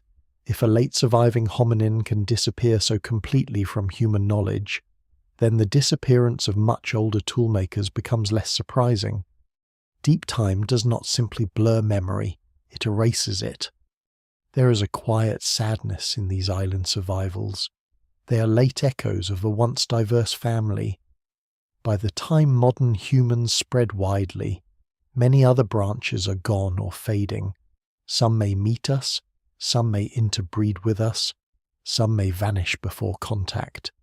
Some may remain isolated until climate, eruption, ecological change, or competition closes around them. The evidence remains incomplete. and it is too simple to blame every disappearance on modern humans alone. But the pattern is clear enough: diversity shrinks. The world of many human relatives becomes the world of one. That narrowing casts backward onto the earliest tools. At the beginning, there may have been several kinds of hominins capable of experimenting with stone. At the end, only Homo sapiens remains to wonder about them. The question of who made the tools is therefore also a question about lost diversity. We ask it from a lonely position. We are the last surviving branch, trying to reconstruct the hands of branches that did not survive. Some were close to us, some may have been distant, some may have been stranger than our categories can easily hold. Remote islands preserve this lesson because they exaggerate the ordinary processes of evolution. Isolation, scarcity, drift, adaptation, and extinction become visible in compressed form. A population reaches an island, changes, survives, and vanishes. The mainland has similar stories, but they are harder to see because populations mix and landscapes are vast. In both cases, the result is a family tree full of experiments. Some lead onward, many end. Toolmaking appears within that larger pattern, not above it. So the island evidence does not solve the oldest mystery, but it changes the mood around it. It tells us to expect surprise. It tells us that small brains may not mean simple lives. It tells us that remote or poorly sampled regions can preserve forms that seem impossible until found. It tells us that the human family was not a tidy march, but a scattered archipelago of bodies, behaviours, and adaptations. Some islands were literal, others were ecological: a basin, a forest patch, a lake margin, a climate refuge, a valley cut off by change. The first toolmakers may have lived on one of those ecological islands, separated not by ocean but by habitat, time, or chance. Their world may have been local, their tradition limited, their lineage fragile. Like the later island hominins, they may have survived by doing enough, not by becoming dominant. They may have altered stone without ever altering the fate of their species, and then they may have disappeared, leaving behind tools that outlived their makers as completely as the caves of Flores outlived the small humans who once moved through them. In this way, the story circles back to the oldest stones with a wider understanding. The mystery is not only that tools appear before expected humans, it is that the human family repeatedly produces unexpected forms, unexpected survivals, and unexpected abilities. The islands of Southeast Asia reveal late shadows of that diversity. The rift valleys of Africa reveal its deeper roots. Between them stretches a long history of relatives who lived, adapted, made, endured, and vanished. Their traces are uneven, but together they warn us against certainty. The past has more rooms than the map shows, and some of them still contain tools without names. Deep time is not gentle with evidence. It breaks, buries, scatters, dissolves, and recycles almost everything that living beings leave behind. A tool dropped beside an ancient lake may be covered within days by silt, or it may lie exposed for centuries and be battered beyond recognition. A bone may fossilize, or it may become food for hyenas, powder under hooves, or minerals leached into the soil. A footprint can harden into a miracle, or vanish with the next rain. The record of the earliest toolmakers is not thin because their lives were empty. It is thin because the earth is an expert at forgetting. This fragility is one of the most important parts of the mystery. When people ask who made tools older than humans, it can seem as if the answer must be waiting in the ground, hidden but complete. Yet the ground does not hold a complete archive. It holds accidents. It holds what happened to fall in the right place, under the right conditions, and survive the wrong forces for millions of years. Most of the earliest technological experiments may be gone forever, not undiscovered, gone. Stone survives better than almost anything else, but even stone has limits. A flake can be rolled in a river until its edges soften. A core can be fractured later by heat or pressure.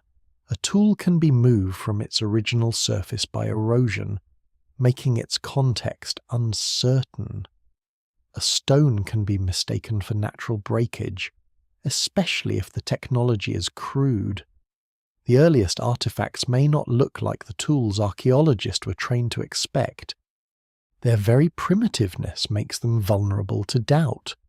Scholars still debate some of the oldest claims not because the mystery is unwelcome, but because the evidence must survive both nature and scrutiny. Dating adds another layer of difficulty. A tool is rarely dated directly. Instead, researchers date the sediments, volcanic ash, magnetic signals, or associated fossils around it. If the context is secure, the age can be powerful. If the object has moved, the date can mislead. In a rift basin, erosion may expose layers of different ages close together. A stone found on the surface may have weathered out from one layer and come to rest on another, without careful excavation and stratigraphy.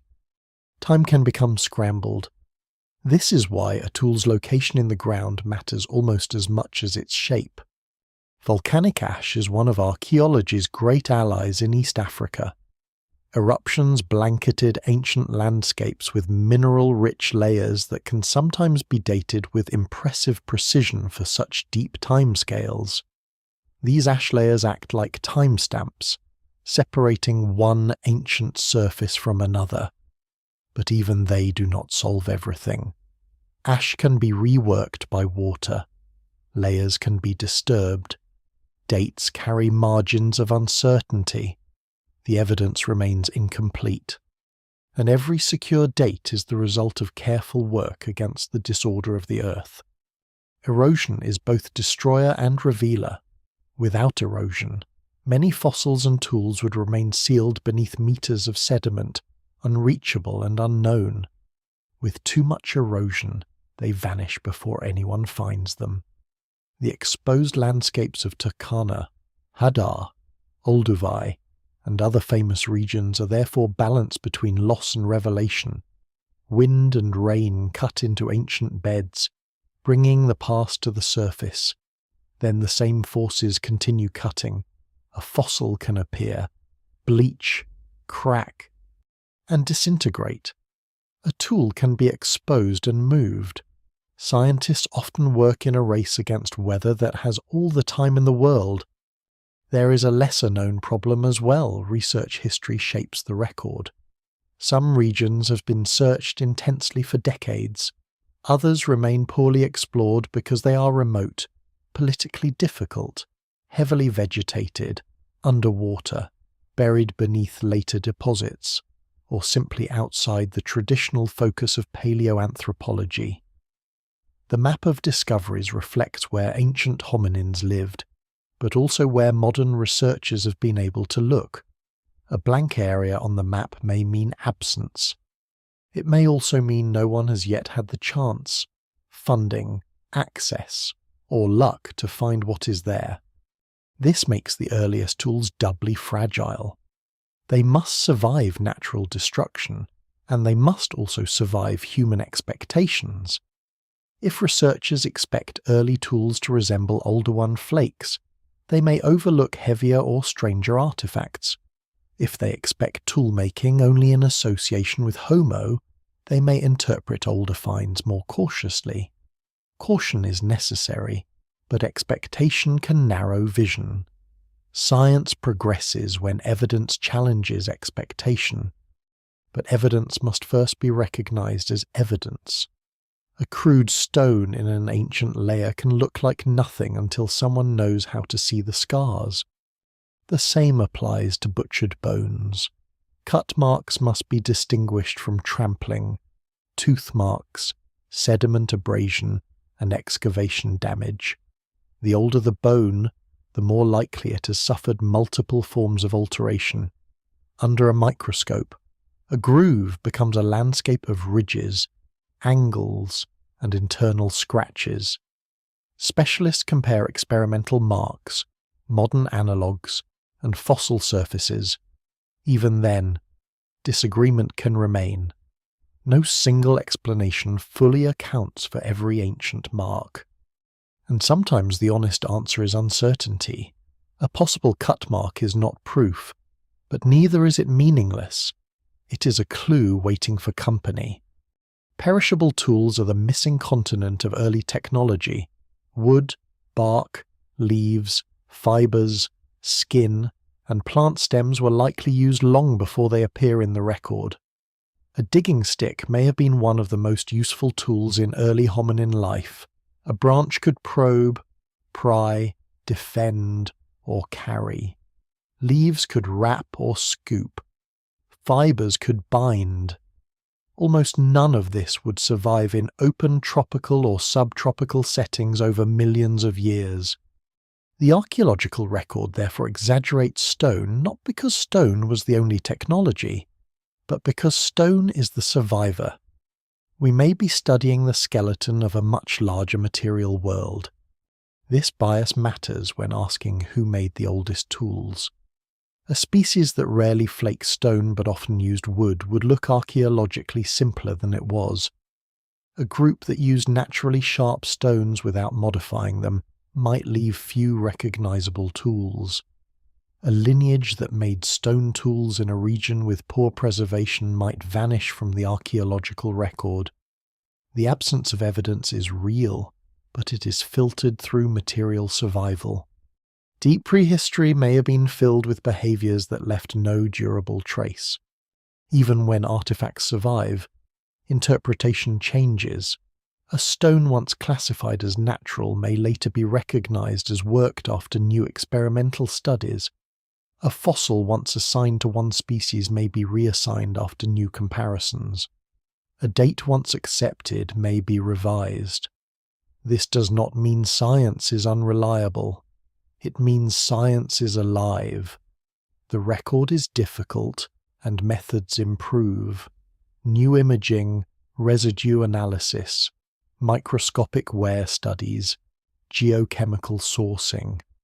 And dating techniques continue to sharpen the view, but they also reveal how much earlier confidence rested on limited tools of interpretation. The fragility of evidence also explains why the mystery cannot be solved by one spectacular discovery alone. A single site can transform the debate, but patterns require multiple sites. One ancient tool assemblage raises possibilities. Several assemblages of similar age and context would strengthen them. One disputed cut-marked bone keeps a question open. A series of securely dated bones with clear marks would shift consensus. Paleoanthropology advances through accumulation. Not just announcement, the oldest toolmakers will become clearer if the record gains density. Yet density may never come for some periods. There may always be gaps too large to cross with certainty. That is not failure. It is the nature of studying lives millions of years gone. The goal is not to recover every moment, but to build the best explanation from what survives. Sometimes the best explanation includes open space. A responsible story of early tool-making must leave room for unknown makers, lost traditions, and behaviors older than the surviving evidence. Anything cleaner would be less truthful. There is also a psychological difficulty in accepting loss. Modern people live surrounded by records, photographs, messages, documents, satellites, archives, databases. It is easy to imagine that important things should be preserved, but for almost all of Earth's history, importance has had no relationship to survival. A behavior that changed evolution may leave one stone. A species that lived for hundreds of thousands of years may leave a jaw. A landscape that supported countless lives may leave only sediment chemistry and a few bones. Deep time does not preserve what matters. It preserves what can endure. This is why the oldest tools feel almost miraculous, not because they require supernatural explanation, but because their survival depends on so many conditions aligning. The maker had to strike stone. The stone had to be left somewhere preservable. Sediment had to bury it. Geological forces had to protect it for millions of years. Erosion had to expose it without destroying it. A human observer had to find it, recognize it, date it, and interpret it correctly. Each tool is not only evidence of ancient action, it is evidence of survival through time. The fragility of evidence should make the mystery humbler, not smaller. It reminds us that the first toolmakers may have been more numerous, more varied, and more inventive than the record shows. It reminds us that the earliest known tools are not necessarily the earliest tools. It reminds us that absence can mean destruction, not simplicity. It reminds us that the makers may remain unnamed not because they were unimportant, but because their bones did not win the lottery of preservation. So the record of the first technology is like a night sky with most of its stars missing. A few points shine brightly: Lomekwi, Oldowan sites, possible cut-marked bones, scattered fossils of ancient relatives. Between them stretches darkness, but darkness in an archive is not emptiness, it is loss. The task is to read the surviving lights carefully without pretending they illuminate everything. Somewhere in that darkness are hands we may never see, tools that weathered away, carcasses processed without fossil marks, wooden implements that returned to soil, and traditions that ended without descendants. The stones that remain are precious not because they tell the whole story, but because almost nothing else could. Once the old beginning breaks, the new story cannot be rebuilt as a simple replacement. It is tempting to take the date of the oldest tools, push everything backward, choose a new maker, and declare the problem solved. But that would only create a cleaner version of the same mistake. The deeper lesson is not that one species has lost credit and another has gained it. The lesson is that humanity's beginning is not a single point. It is a widening field of bodies, behaviours, environments, and accidents, stretching across millions of years before anything like us appears. Modern archaeology and paleoanthropology are slowly replacing the old ladder with something more tangled. The ladder was easy to understand. It placed one form above another, each more advanced than the last, until the final rung arrived at Homo sapiens. But the evidence refuses to climb so neatly. Species overlap. Traits appear out of order.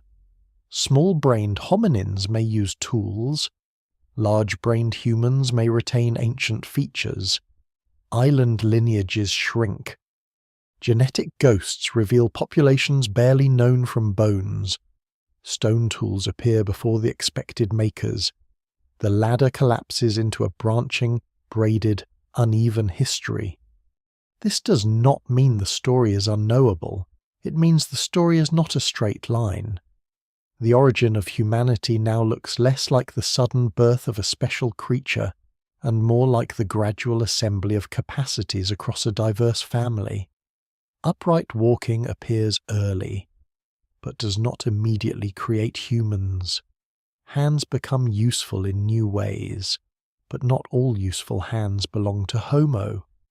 Tool use appears before tool-making is fully visible, perhaps through natural edges and pounding behaviours. Stone flaking emerges in crude forms, then later becomes more controlled.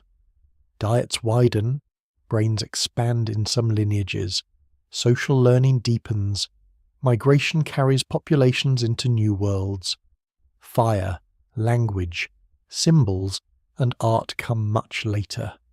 Each step matters, but none alone contains the whole beginning.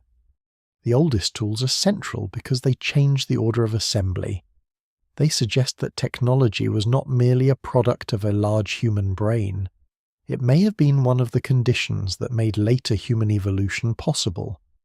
By opening new foods, encouraging manual skill, favouring memory of materials and places, and perhaps strengthening social learning, early tool use could have helped shape the evolutionary pressures that later benefited Homo. No single explanation fully accounts for brain expansion, dietary change, or technological development, but the feedback loops are impossible to ignore. Bodies make tools, and tools reshape what bodies can do. This is a quieter kind of origin story, but it may be more powerful. Instead of a brilliant first human inventing technology, we see generations of vanished relatives experimenting with matter. Some strike stone clumsily, some use natural edges, some pound bones, nuts, or plants. Some learn by watching, some carry useful rocks across short distances. Some traditions survive, others disappear. Over time, behavior accumulates unevenly. The human world does not begin with one spark. It begins with many small embers, most of them extinguished, a few feeding later fires. Genetics has added its own complications to this picture. In the later human story, DNA reveals interbreeding among Homo sapiens, Neanderthals, Denisovans, and perhaps other populations still poorly known. This genetic evidence does not reach directly back to the Lomekwi toolmakers, because DNA rarely survives across such immense timescales in warm environments, but it changes expectations. It shows that human evolution involved mixture, not clean replacement. If the later record is braided genetically, the earlier record may have been braided behaviorally and anatomically as well. Populations may have met, separated, exchanged genes, competed, or simply paralleled one another in ways the surviving fossils barely capture. The rethinking also changes how scientists define Homo. The genus has often been associated with larger brains, smaller teeth, more human-like bodies, and tool use. But if tool use predates Homo, then toolmaking cannot serve as a simple membership card. If some early Homo fossils are fragmentary or debated, then the boundary of the genus becomes blurry. If non-Homo hominins show manual abilities, dietary flexibility, or possible butchery, then human-like behavior is not confined to human-like skulls. Scholars still debate which fossils should be included in Homo and where the genus truly begins. The oldest tools make that debate sharper because they remove one of the old certainties. A surprising consequence is that human becomes a layered word. In everyday language, human means us, Homo sapiens. In broader evolutionary language, it may refer to the genus Homo. In popular imagination, it often means any upright ancestor that seems to be on the way to us. But the tools older than humans expose the confusion. If a non-Homo hominin shapes stone, is that a human behavior? If a vanished cousin processes meat with a sharp edge, is it part of human history? The answer depends on what is being asked. It may not be human by species, it may still be deeply human in ancestry, consequence, or resemblance. The boundary is not meaningless, but it is less absolute than people once thought. Rewriting the beginning also requires humility about progress. The first tools did not guarantee cities. The first flakes did not contain writing, agriculture, mathematics, or spacecraft in embryo. Evolution has no foresight. The early toolmakers were solving immediate problems, not launching destiny. Many lineages with useful abilities vanished. Some tool traditions may have left no descendants. The fact that one branch eventually produced modern humans does not mean every earlier development was aimed at that outcome.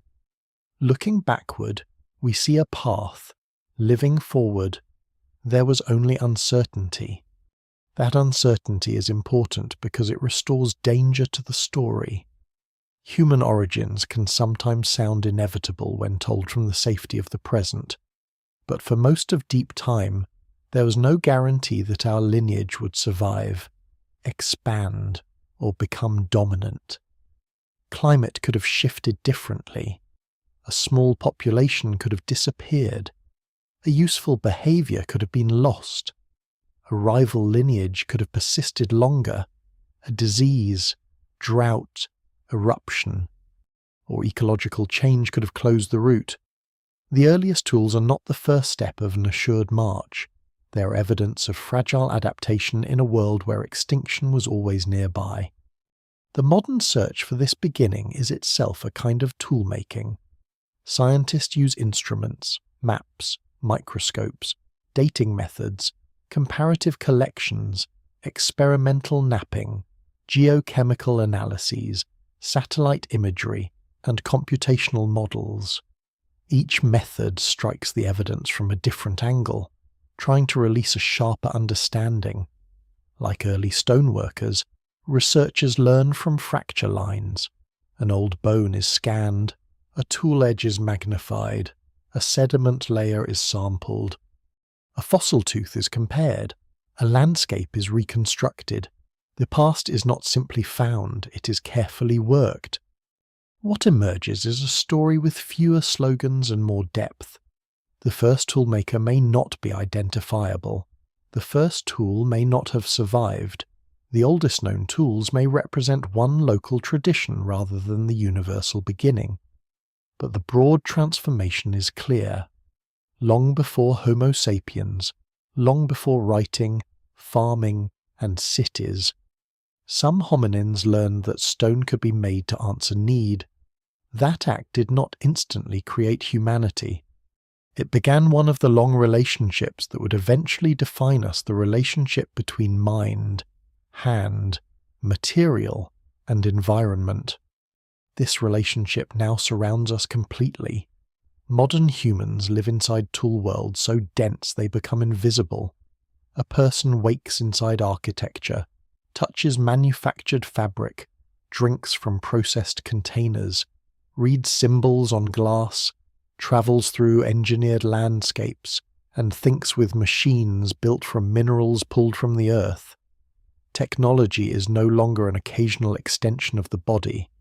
It is the habitat of the species.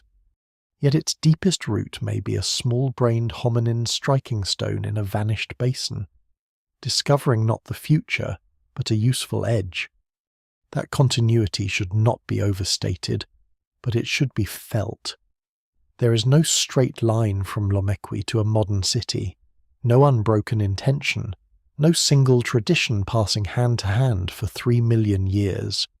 There are gaps, extinctions, reinventions, and transformations so vast that comparison can become poetic rather than scientific. Still, the underlying gesture remains recognizable.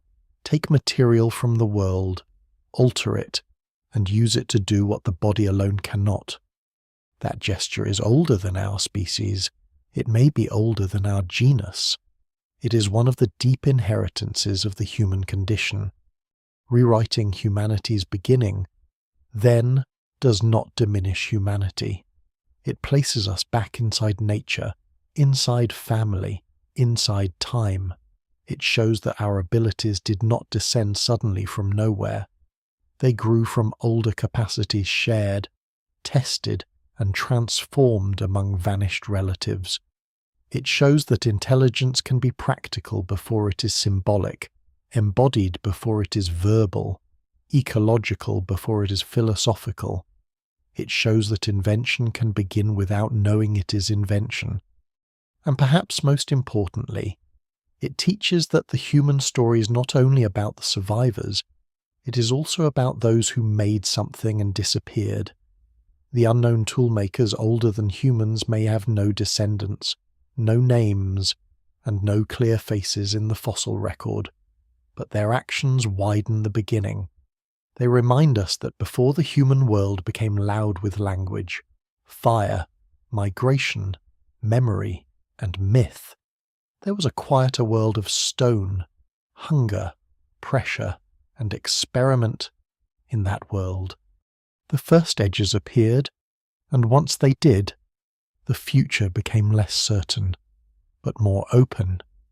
Beyond the oldest tools, beyond the fossils that can be named, beyond the volcanic layers and eroded basins, there is a silence that no discovery has fully broken.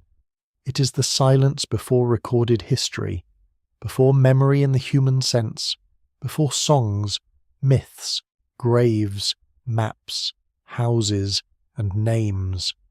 Most of the human past, and all of the pre-human past, lies inside that silence. It is not empty. It is crowded with lives. But those lives did not leave words behind.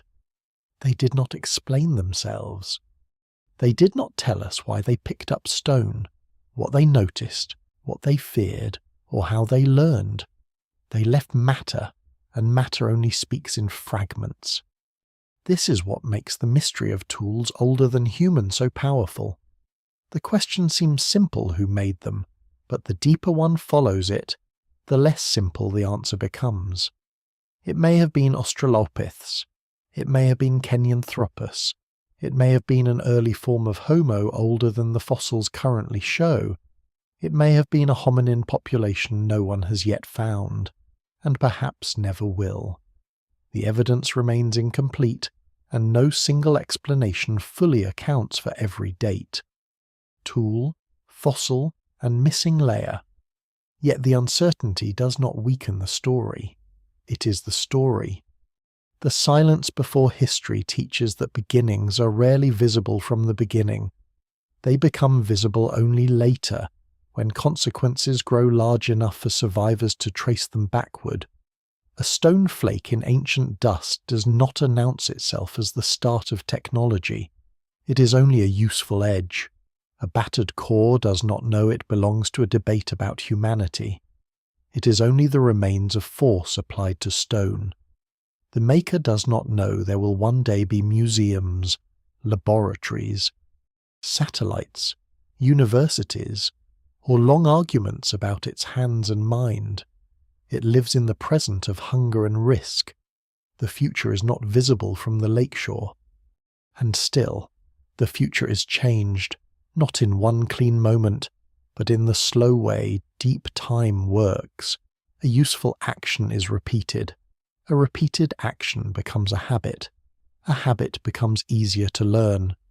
A learned behavior may become tradition. A tradition may alter diet, movement, social attention, and survival. Some traditions die. Others return in new forms.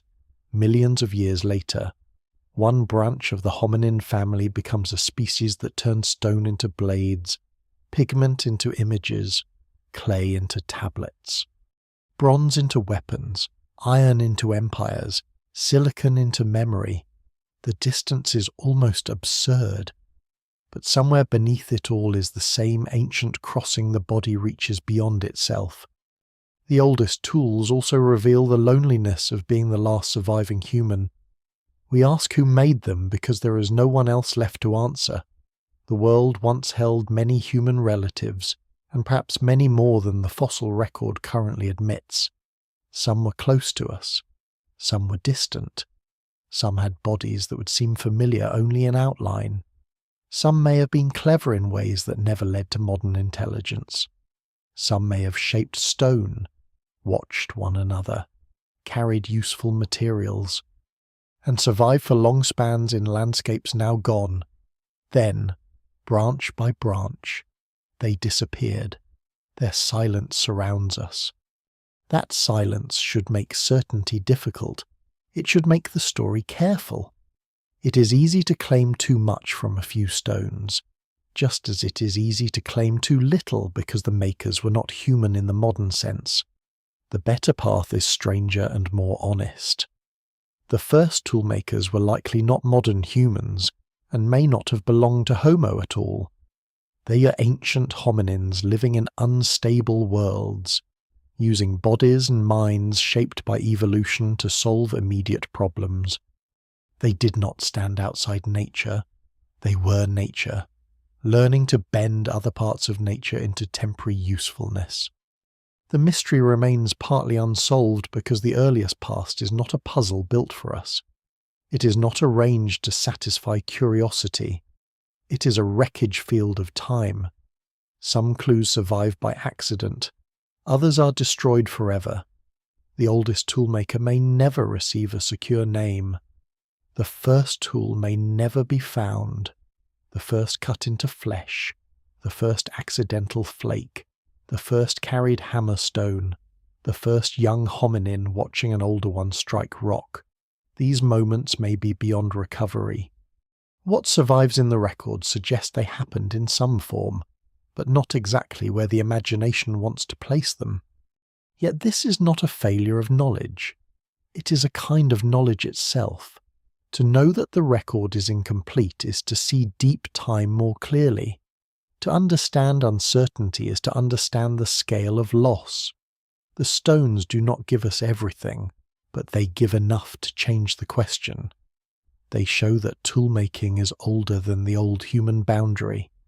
They show that intelligence can begin as pressure, memory, and movement. They show that our story has roots in vanished species whose lives were not merely steps toward us, but worlds of their own. The silence before recorded history is therefore not just darkness behind civilization. It is the vast majority of the story. Written history is a thin surface. Beneath it lie cities without records, villages before writing, camps before pottery, fire before speech as we know it, stone tools before Homo sapiens, and perhaps tool use before the oldest tools survive. Layer under layer, the familiar human world dissolves into older forms, and at the far edge, where the evidence grows faint, a stone still carries the mark of a blow. That mark is small.